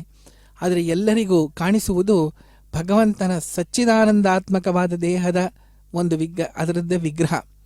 ಅದು ಬ್ರಹ್ಮಾದಿ ದೇವತೆಗಳಿಗೆ ಮಾತ್ರ ಕಾಣುವಂತಹದ್ದು. ಆದರೆ ಬ್ರಹ್ಮದೇವರು ವಿಶೇಷವಾಗಿ ಮನವಿ ಮಾಡಿಕೊಂಡ್ರಂತೆ ಭಗವಂತನಲ್ಲಿ, ಈ ಸಚ್ಚಿದಾನಂದಾತ್ಮಕವಾದ ದೇಹ ನಿನಗೆ ನಾವು ಏನು ನೋಡ್ತಾ ಇದ್ದೀವಿ ವೈಕುಂಠದಲ್ಲಿ, ಅದನ್ನು ಪೃಥ್ವಿಯೊಳಗಡೆ ಬಂದು ನೀನು ಅವತಾರ ಮಾಡಬೇಕು, ಅಲ್ಲಿದ್ದು ಎಲ್ಲರಿಗೂ ಈ ರೂಪವನ್ನು ತೋರಿಸಿ ಅನುಗ್ರಹ ಮಾಡಬೇಕು ಅಂತ ಹೇಳಿದಾಗ ಭಗವಂತ ಆಯಿತು ಅಂತ ಬ್ರಹ್ಮದೇವರ ಮೇಲೆ ಇರುವ ಅಪಾರ ಕೃಪೆಯಿಂದ ಅವನು ಬಂದು ಇಲ್ಲಿ ನೆಲೆಸಿದ್ದಾನೆ. ಅದಕ್ಕೆ ಸಾವಿರಾರು ಲಕ್ಷಾಂತರ ಜನ ಬಂದು ಇದನ್ನು ಪ್ರತಿನಿತ್ಯ ಭಗವಂತನ ದರ್ಶನವನ್ನು ಪಡಿತಾ ಇದ್ದಾರೆ. ಈ ಜನಸಂಖ್ಯೆ ಜಾಸ್ತಿ ಆಗ್ತಾ ಇನ್ನೂ ಜನ ಇಲ್ಲಿ ಬರ್ತಾ ಇದ್ದಾರೆ. ಕೆಲವರು ಆರ್ತರಾಗಿ ಬರ್ತಾರೆ, ಕೆಲವು ಸಂತೋಷದಿಂದ ಬರ್ತಾರೆ, ಧನಿಕರು ಬರ್ತಾರೆ, ಧನದಾನ ಇಲ್ಲದೇ ಇರೋರು ಬರ್ತಾರೆ, ಆರೋಗ್ಯವನ್ನು ಪಡೆಯುವುದಕ್ಕೆ ಬರೀತಾರೆ, ವೃದ್ಧರು ಬರ್ತಾರೆ, ಚಿಕ್ಕವರು ಬರ್ತಾರೆ. ಎಲ್ಲ ಕಡೆ, ಭಾರತದ ಎಲ್ಲ ಕಡೆಯಿಂದನೂ ತಿರುಪತಿ ಒಂದು ದೊಡ್ಡ ತೀರ್ಥಯಾತ್ರೆಯನ್ನು ಯಾಕೆ ಆಗಿದೆ ಅನ್ನೋದಕ್ಕೆ ಕಾರಣ ಭಗವಂತನ ಈ ವಿಚಿತ್ರವಾದ, ಈ ವಿಶೇಷವಾದ ರೂಪ. ಎಷ್ಟು ಹೊತ್ತು ಕಾದು ಭಗವಂತನ ದರ್ಶನ ಪಡೆದರೂ ಪರವಾಗಿಲ್ಲ, ಮತ್ತೆ ಆ ಒಂದೇ ಕ್ಷಣ ದರ್ಶನ ಪಡೆದ ಮರುಕ್ಷಣವೇ ಆ ಸುಸ್ತು, ಆ ಆಲಸ್ಯ, ಮನಸ್ಸಿಗೆ ಇರುವ ಬೇಸರ ಎಲ್ಲ ಕೂಡ ಹೋಗುತ್ತೆ. ಇದೆಲ್ಲ ನಮ್ಮೆಲ್ಲರ ಅನುಭವ ಕೂಡ. ಎಲ್ಲ ಒಂದು ಭಗವಂತನ ದರ್ಶನ ಮಾಡುವಾಗ ಒಂದು ಲಿಸ್ಟ್ ತಗೊಂಡು ಹೋಗ್ಬಿಡ್ತೀವಿ. ಅಲ್ಲಿ ಹೋಗಿ ನಾವು ಭಗವಂತನ ಏನೇನೋ ಬೇಡಬಹುದು ಅಂತ. ಆ ಕ್ಷಣದಲ್ಲಿ ಎಲ್ಲರ ಏನು ಅವರ ಅವಕಾಶ ಏನಿದೆ ಅದೇನಂತ ಹೇಳುತ್ತೆ ಅಂದರೆ, ಇಲ್ಲ ಅಲ್ಲಿ ಏನೇನೋ ಕೇಳ್ಕೊಳಕ್ಕೆ ಹೋಗಿದ್ವಿ, ಆದರೆ ನಮ್ಮ ಅನುಭವ ಏನಂದರೆ ಆ ಕ್ಷಣದಲ್ಲಿ ಎಲ್ಲ ಮರ್ತಿ ಹೋಯಿತು. ಭಗವಂತನ ಆ ದಿವ್ಯ ರೂಪ ನೋಡಿದಾಗ ನಮಗಿನ್ನೇನು ನೆನಪೇ ಬರಲಿಲ್ಲ. ಅದು ನಿಜವೇ, ಅಂಥ ರೂಪ ನಾವು ನೋಡೇ ಇಲ್ಲ. ಅಂಥದ್ದು ಭಗವಂತನ ಅಂಥ ಪದಾರ್ಥವೇ ಪ್ರಪಂಚದಲ್ಲಿ ಇಲ್ಲದೇ ಇರುವಾಗ ಅಲ್ಲಿ ಆ ಥರ ಒಂದು ಅನುಭವ ನಮಗೆ ಬೇರೆ ಎಲ್ಲೂ ಸಿಗೋದಕ್ಕೆ ಸಾಧ್ಯ ಇಲ್ಲ. ಅದು ತಿರುಪತಿ ಅಂತ ವಿಶೇಷ ಕ್ಷೇತ್ರದಲ್ಲಿ ಮಾತ್ರ ಕಾಣಬಹುದು. ಆದರೆ ಒಂದೇ ಕ್ಷಣದಲ್ಲಿ ಒಂದೇ ದಿನದಲ್ಲಿ ಎಲ್ಲರೂ ಒಳಗಡೆ ಹೋಗೋದಿಕ್ಕಾಗೋದಿಲ್ಲ. ಹಾಗಾಗಿ ಭಗವಂತ ಪ್ರತಿನಿತ್ಯ ಕಲ್ಯಾಣೋತ್ಸವ ಸಮಯದಲ್ಲಿ, ಸಂಜೆಯ ಉತ್ಸವ ಸಮಯದಲ್ಲಿ ಹೊರಗಡೆ ತಾನೇ ಬಂದು ಎಲ್ಲರಿಗೂ ದರ್ಶನವನ್ನು ಕೊಡ್ತಾ ಇದ್ದಾನೆ.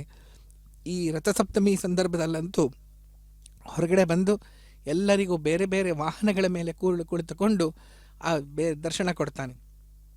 ನಮಗನ್ನಿಸ್ಬೋದು, ಅಲ್ಲ ಬೇರೆ ಬೇರೆ ದರ್ಶನವನ್ನು ಯಾತಕ್ಕೆ ಕೊಡಬೇಕು, ಅವನು ಬೇರೆ ಬೇರೆ ವಾಹನಗಳು ಯಾತಕ್ಕೆ ಬೇಕು, ಒಂದೇ ವಾಹನದಲ್ಲಿ ಬಂದರೆ ಆಯ್ತಲ್ಲ. ಅಂದರೆ ನಮ್ಮ ಮನಸ್ಸಲ್ಲಿ ಒಂದು ಕಲ್ಪನೆ ಉಂಟು, ಏನು ಅಂದರೆ ಒಂದೊಂದು ವಾಹನ ಒಬ್ಬರೊಬ್ಬರ ದೇವತೆಗಳಿಗೆ ಅಂತ. ಈಗ ಹಂಸ ವಾಹನ ಬರೀ ಬ್ರಹ್ಮದೇವರಿಗೆ, ಅದೇ ಥರ ನಂದಿ ವಾಹನ ರುದ್ರ ಶಿವನಿಗೆ. ಹಾಗಾಗಿ ಬೇರೆ ಬೇರೆ ವಾಹನಗಳಲ್ಲಿ ಅವರವರು ಬರ್ತಾರೆ. ಗಜವಾಹನದಲ್ಲಿ ಬರುವರು ಲಕ್ಷ್ಮೀದೇವಿಯಿಂದ. ಆದರೆ ಎಲ್ಲ ವಾಹನಗಳು ತನ್ನ ವಾಹನ, ಆ ವಾಹನವನ್ನು ಅನುಗ್ರಹಪೂರ್ವಕವಾಗಿ ಬೇರೆ ಬೇರೆ ದೇವತೆಗಳಿಗೆ ತಾನೇ ಕೊಟ್ಟಿರುವುದನ್ನು ಈ ಸಮಯದಲ್ಲಿ ಭಗವಂತ ತೋರಿಸ್ತಾ ಇದ್ದಾನೆ. ಅದು ಒಂದು ಕಾರಣ. ಇನ್ನೊಂದು ಕಾರಣ ಏನು ಅಂದರೆ, ಈಗ ಈ ಪರ್ವತಕ್ಕೆ ಶೇಷಾಚಲ ಅಂತ ಕರಿತೀವಿ. ಇದು ಶೇಷದೇವರ ಮೇಲೆ ಮಾಡಿರುವ ಒಂದು ದೊಡ್ಡ ಉಪಕಾರ ಭಗವಂತನದ್ದು. ಅವನಿಗೂ ಸ್ವಲ್ಪ ಖ್ಯಾತಿ ಬರಲಿ, ಬರೀ ನನ್ನ ವೆಂಕಟಾಚಲ ಅಂತ ಆಗಬಾರ್ದು, ಶೇಷಾಚಲ ಕೂಡ ಆಗಲಿ. ಯಾಕೆಂದರೆ ಅವನೇ ಆ ರೂಪದಲ್ಲಿ ಬಂದಿದ್ದಾನೆ. ಆ ಸಮಯದಲ್ಲಿ ಭಗವಂತನ ಹೇಗೆ ನೆನೆಸ್ತೀವೋ ಅದೇ ರೀತಿಯಾಗಿ ಶೇಷದೇವರನ್ನು ಕೂಡ ನಾವು ಆ ಸಮಯದಲ್ಲಿ ಅವರನ್ನು ಸ್ಮರಣೆ ಮಾಡಬಹುದು. ಅದಕ್ಕೆ ಈ ಅದ್ಭುತವಾದ ಈ ಶ್ರೀನಿವಾಸನ ಪ್ರತೀಕವನ್ನು ಈಗ ನಾವು ಚಿನ್ನಶೇಷ ವಾಹನದ ಮೇಲೆ ನೋಡ್ತಾ ಇದ್ದೀವಿ. ಹಾಗೆ ಶಂಖಚಕ್ರ ಗದಾ ಪದ್ಮ ಧರಾಶ್ಚಿಂತ್ಯ ಹರೇರ್ಭುಜಾ ಪೀನವೃತ್ತ ಜಗದ್ರಕ್ಷ ಕೇವಲೋ ಉದ್ಯೋಗ ಅನಿಶಂ. ಅವ್ರು ಹೇಳ್ತಾರೆ ಹೆಂಗೆ ಅಂದರೆ, ಭಗವಂತನ ಯಾವಾಗಲೂ ಶಂಖಚಕ್ರವನ್ನು ಧಾರಣೆ ಮಾಡ್ತಾನೆ. ಶಂಖಚಕ್ರ ಯಾತಕ್ಕೆ ಧಾರಣೆ ಮಾಡಬೇಕು ಅಂದರೆ, ಅದು ಭಗವಂತನ ಆಯುಧಗಳು. ಭಗವಂತನ ಆಯುಧ ಅವನು ಯಾಕೆ ಧಾರಣೆ ಮಾಡ್ತಾನೆ ಅಂದರೆ, ಯಾರೇ ಒಬ್ಬ ಭಕ್ತ ಅಲ್ಲಿ ಬಂದಾಗ ಅವನಿಗೆ ಬೇಕಾಗಿರುವುದು ಒಂದೇ, ಏನು ಅಂದರೆ ರಕ್ಷಣೆ. ಭಗವಂತನಿಂದ ಫಸ್ಟು ರಕ್ಷಣೆ ಬೇಕು, ಆಮೇಲೆ ರಕ್ಷಣೆ ಸಿಕ್ಕಿದಾಗ ಮಿಕ್ಕಿದ ಮಾತು ಜ್ಞಾನ, ಅದರ ಸಂಪತ್ತು ಅವೆಲ್ಲ ಆಮೇಲೆ ಕೇಳ್ತಾನೆ. ಆದರೆ ಅವನಿಗೆ ಮನಸ್ಸಲ್ಲಿ ಧೈರ್ಯ ಬರಬೇಕು, ಭಗವಂತ ನನ್ನನ್ನು ರಕ್ಷಣೆ ಮಾಡ್ತಾನೆ, ಅವನಿಗೆ ಆ ಸಾಮರ್ಥ್ಯ ಇದೆ ಎಂಬುದಾಗಿ ತಿಳಿಯುವುದಕ್ಕೆ ಭಗವಂತ ಶಂಖಚಕ್ರವನ್ನು ಧಾರಣೆ ಮಾಡಿದ್ದಿದ್ರೆ ಅವನಿಗೆ ಆ ನಂಬಿಕೆ ಬರೋದು ಕಷ್ಟ. ಈಗ ನಾವು ನೋಡ್ತೇವೆ, ಪೊಲೀಸ್ ಸಿಬ್ಬಂದಿಯವರು ಯಾವಾಗಲೂ ತಮ್ಮ ಕೈಯಲ್ಲಿ ಗನ್ನು ಮತ್ತು ಯೂನಿಫಾರ್ಮ್ ಹಾಕ್ಕೊಂಡಿರ್ತಾನೆ. ಅದು ಯಾತಕ್ಕೆ ಅಂತ ಹೇಳಿದ್ರೆ, ಬೇರೆಯವರಿಗೆ ತೋರಿಸೋದಕ್ಕೆ ನಾವಿಲ್ಲಿದ್ದೇವೆ, ನಮಗೆ ಈ ಶಕ್ತಿ ಇದೆ, ಅದಕ್ಕಾಗಿ ನೀವು ಅಧರ್ಮ ಮಾಡೋ ಹಾಗಿಲ್ಲ ಅಂತ. ಅದೇ ರೀತಿಯಾಗಿ ಶಂಖ ಮತ್ತು ಚಕ್ರವನ್ನು ಭಗವಂತ ಧಾರಣೆ ಮಾಡಿ ಭಕ್ತರಿಗೆ ಆ ಭರವಸೆಯನ್ನು ನೀಡ್ತಾ ಇದ್ದಾನೆ. ದಾಸನ ಮಾಡಿಕೋಯನ್ನ ಸ್ವಾಮಿ ಸಾಸಿರ ನಾಮದ ವೆಂಕಟರಮಣ. ದಾಸನ ಮಾಡಿಕೋಯನ್ನ ಸ್ವಾಮಿ ಸಾಸಿರ ನಾಮದ ವೆಂಕಟರಮಣ. ದಾಸನ ಮಾಡಿಕೋಯನ್ನ.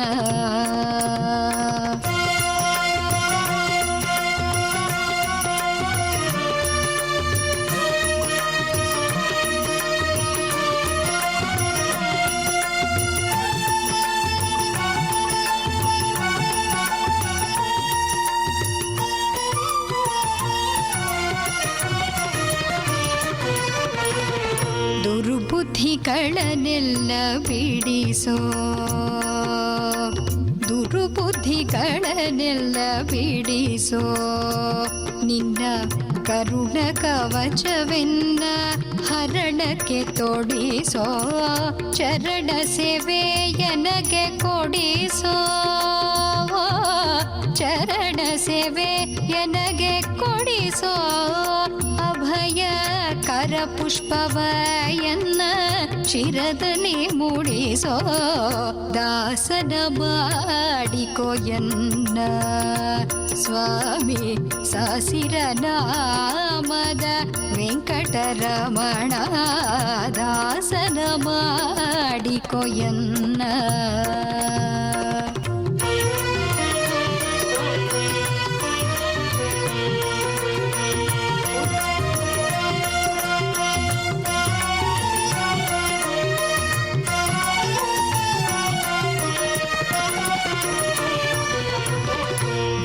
ಭಕ್ತಿ ನಿನ್ನಲ್ಲಿ ಬೇಡಿ,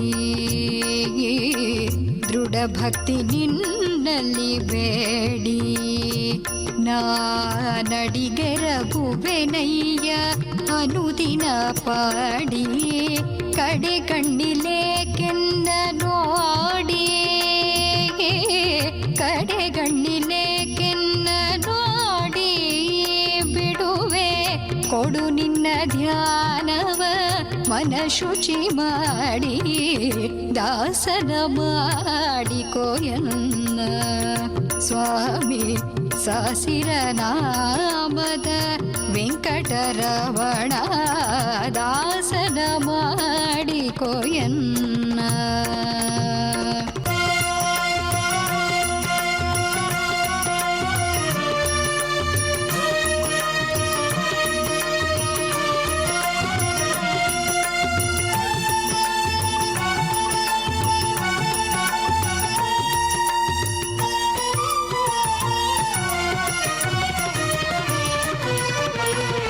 ಮೊರೆ ಹೊಕ್ಕವರ ಕಾವ ಬಿರುದು, ಮೊರೆ ಹೊಕ್ಕವರ ಕಾವ ಬಿರುದು. ಎನ್ನ ಮರೆಯದೆ ರಕ್ಷಣೆ ಮಾಡಯ್ಯ ಕರೆದು, ದುರಿತಗಳೆಲ್ಲವ ತರೆದು, ದುರಿತಗಳೆಲ್ಲವ ತರೆದು. ಸಿರಿ ಪುರಂದರ ವಿಠಲ ಎನ್ನನು ಪೊರೆದು, ದಾಸನ ಮಾಡಿಕೋಯನ್ನ, ದಾಸನ ಮಾಡಿಕೋಯನ್ನ. ಸ್ವಾಮಿ ಸಾಸಿರ ನಾಮದ ವೆಂಕಟರಮಣ, ದಾಸನ ಮಾಡಿಕೋಯನ್ನ. ಸ್ವಾಮಿ ಸಾಸಿರ ನಾಮದ ವೆಂಕಟರಮಣ, ದಾಸನ ಮಾಡಿಕೋ, ದಾಸನ ಮಾಡಿಕೋ, ದಾಸನ ಮಾಡಿಕೋ ಎನ್ನ.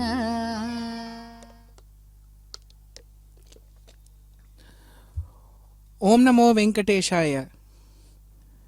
ಈಗ ತಿರುಮಲದಿಂದ ಶ್ರೀ ಚಿನ್ನಶೇಷ ವಾಹನ ಉತ್ಸವವನ್ನು ನಾವು ನೋಡ್ತಾ ಇದ್ದೇವೆ. ಭಗವಂತನ ಈ ಅದ್ಭುತವಾದ ರೂಪ ಅನೇಕ ರೂಪಗಳಲ್ಲಿ ಪರ್ಯವಸನ ಆಗ್ತಾ ಇದೆ.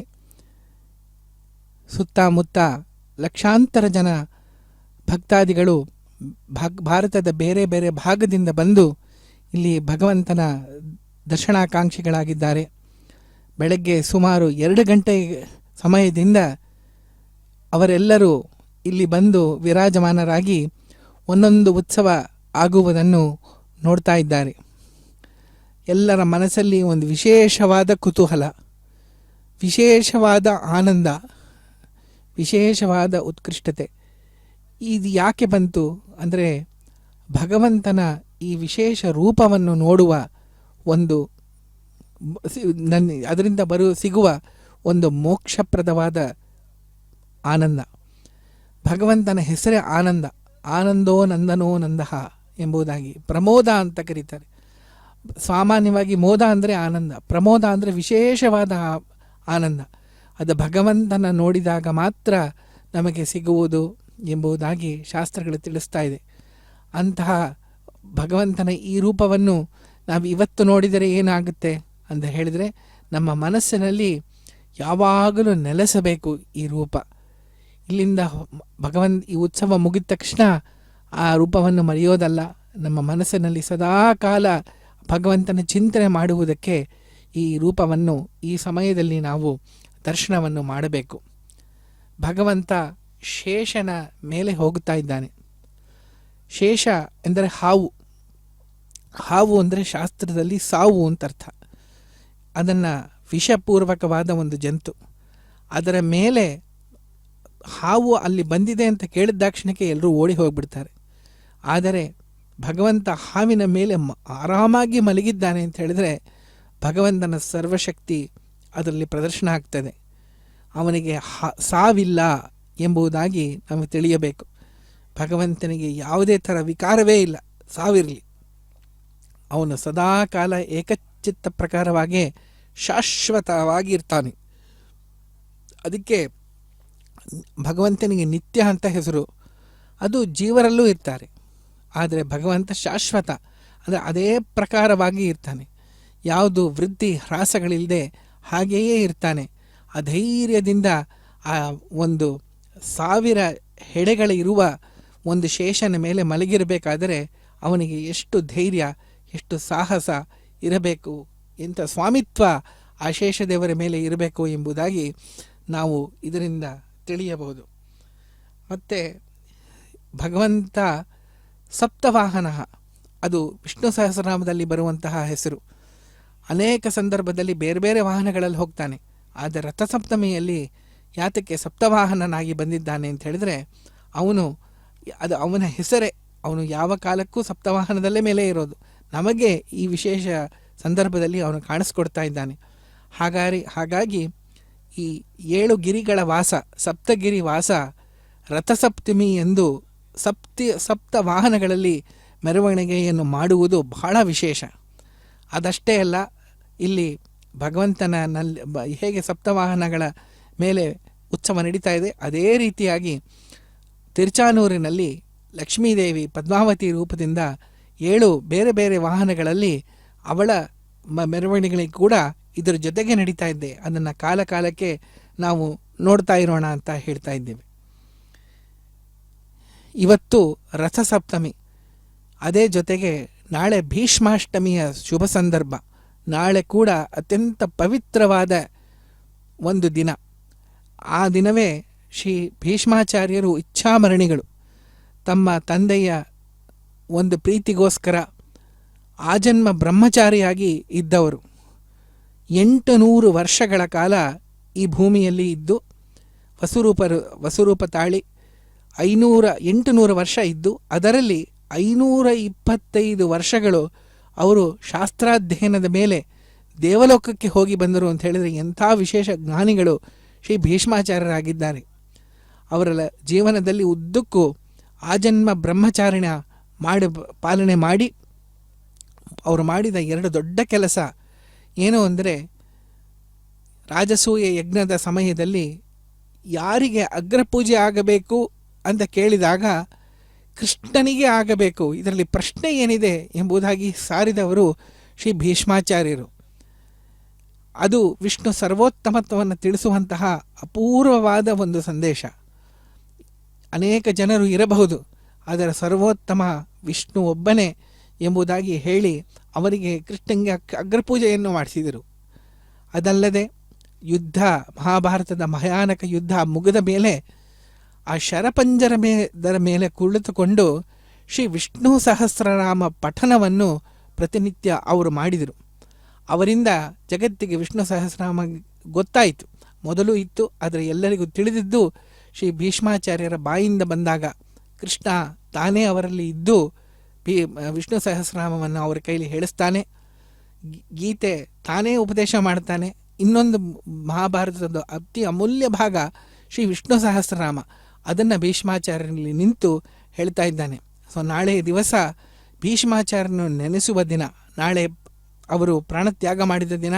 ಪ್ರತಿಯೊಬ್ಬರು ಜೀವಂತ ಪಿತೃಗಳು ಅಜೀವಂತ ಪಿತೃಗಳು ಕೂಡ ಎಲ್ಲರೂ ಕೂಡ ಅವರಿಗೆ ಅರ್ಘ್ಯ ಮತ್ತು ತರ್ಪಣಾದಿಗಳನ್ನು ಕೊಡುವ ವಿಧಿ ನಮ್ಮ ಶಾಸ್ತ್ರ ಹೇಳ್ತಾ ಇದೆ.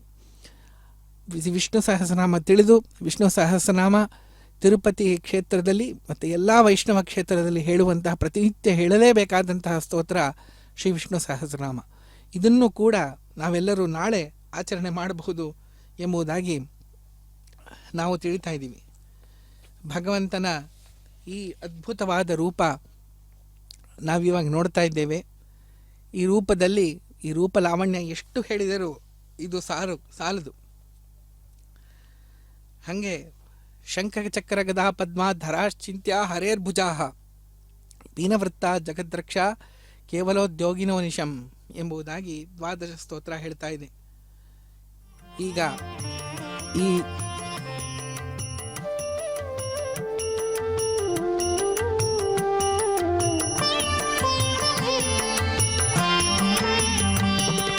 ಮಂಗಳ ಮಾರಮಣಗೆ ಮಂಗಳ ಭೂರಮಣಗೆ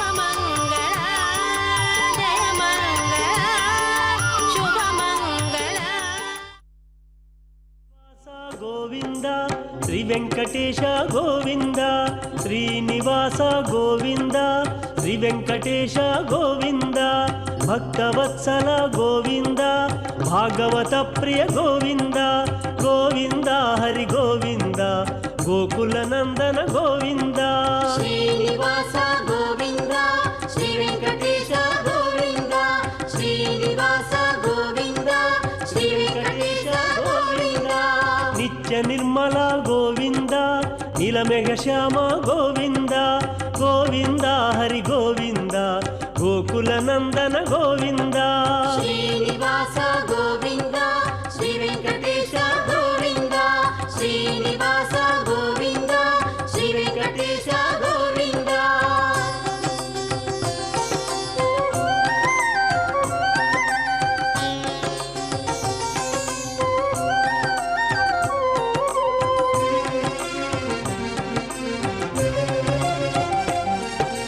ಪುರಾಣ ಪುರುಷ ಗೋವಿಂದ ಪುಂಡರಿಕಾಕ್ಷ ಗೋವಿಂದ ಗೋವಿಂದ ಹರಿ ಗೋವಿಂದ ಗೋಕುಲ ನಂದನ ಗೋವಿಂದ ಶ್ರೀನಿವಾಸ ಗೋವಿಂದ ಶ್ರೀ ವೆಂಕಟೇಶ ಗೋವಿಂದ ಶ್ರೀನಿವಾಸ ಗೋವಿಂದ ಶ್ರೀ ವೆಂಕಟೇಶ ಗೋವಿಂದ ನಂದನಂದನ ಗೋವಿಂದ ನವನೀತ ಚೋರ ಗೋವಿಂದ ಗೋವಿಂದ ಹರಿ ಗೋವಿಂದ ಗೋಕುಲ ನಂದನ ಗೋವಿಂದ ಶ್ರೀನಿವಾಸ ಗೋವಿಂದ ಶ್ರೀ ವೆಂಕಟೇಶ ಗೋವಿಂದ ಶ್ರೀನಿವಾಸ ಗೋವಿಂದ ಶ್ರೀ ವೆಂಕಟೇಶ ಗೋವಿಂದ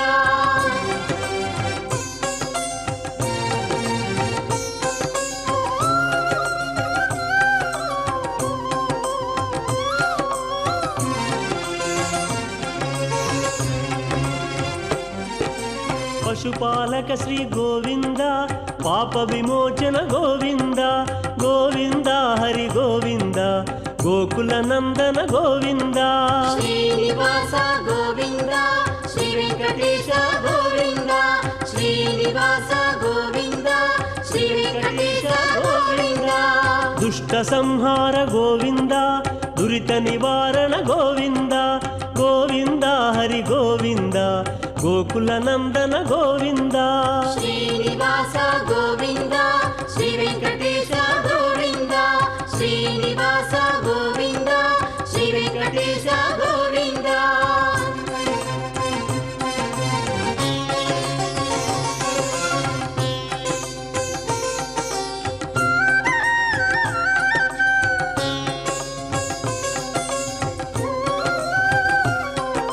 ಶಿಷ್ಟಪಾಲಕ ಗೋವಿಂದ ಕಷ್ಟ ನಿವಾರಕ ಗೋವಿಂದ ಗೋವಿಂದ ಹರಿ ಗೋವಿಂದ ಗೋಕುಲ ನಂದನ ಗೋವಿಂದ ಶ್ರೀನಿವಾಸ ಗೋವಿಂದ ಶ್ರೀ ವೆಂಕಟೇಶ ಗೋವಿಂದ ಶ್ರೀನಿವಾಸ ಗೋವಿಂದ ಶ್ರೀ ವೆಂಕಟೇಶ ಗೋವಿಂದ ವಜ್ರ ಮಕುಟಧರ ಗೋವಿಂದ ವರಾಹ ಮೂರ್ತಿ ಗೋವಿಂದ ಗೋವಿಂದ ಹರಿ ಗೋವಿಂದ ಗೋಕುಲ ನಂದನ ಗೋವಿಂದ ಶ್ರೀನಿವಾಸ ಗೋವಿಂದ ಶ್ರೀ ವೆಂಕಟೇಶ ಗೋವಿಂದ ಶ್ರೀನಿವಾಸ ಗೋವಿಂದ ಶ್ರೀ ವೆಂಕಟೇಶ ಗೋವಿಂದ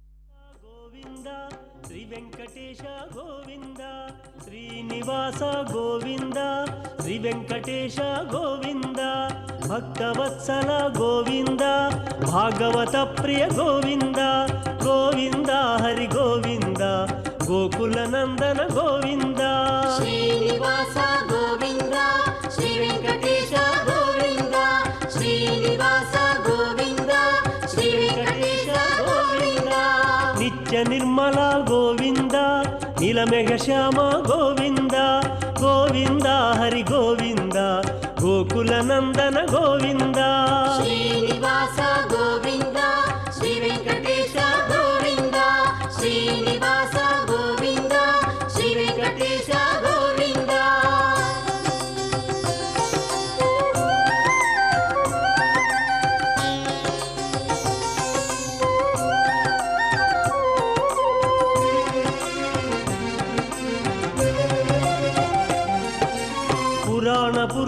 ಗೋವಿಂದ ಪುಂಡರಿಕಾಕ್ಷ ಗೋವಿಂದ ಗೋವಿಂದ ಹರಿ ಗೋವಿಂದ ಗೋಕುಲ ನಂದನ ಗೋವಿಂದ ಶ್ರೀನಿವಾಸ ಗೋವಿಂದ ಶ್ರೀ ವೆಂಕಟೇಶ ಗೋವಿಂದ ಶ್ರೀನಿವಾಸ ಗೋವಿಂದ ಶ್ರೀ ವೆಂಕಟೇಶ ಗೋವಿಂದ ನಂದನಂದನ ಗೋವಿಂದ ನವನೀತ ಚೋರ ಗೋವಿಂದ ಗೋವಿಂದ ಹರಿ ಗೋವಿಂದ ಗೋಕುಲ ನಂದನ ಗೋವಿಂದ ಶ್ರೀನಿವಾಸ ಗೋವಿಂದ ಶ್ರೀ ವೆಂಕಟೇಶ ಗೋವಿಂದ ಶ್ರೀನಿವಾಸ ಗೋವಿಂದ ಶ್ರೀ ವೆಂಕಟೇಶ ಗೋವಿಂದ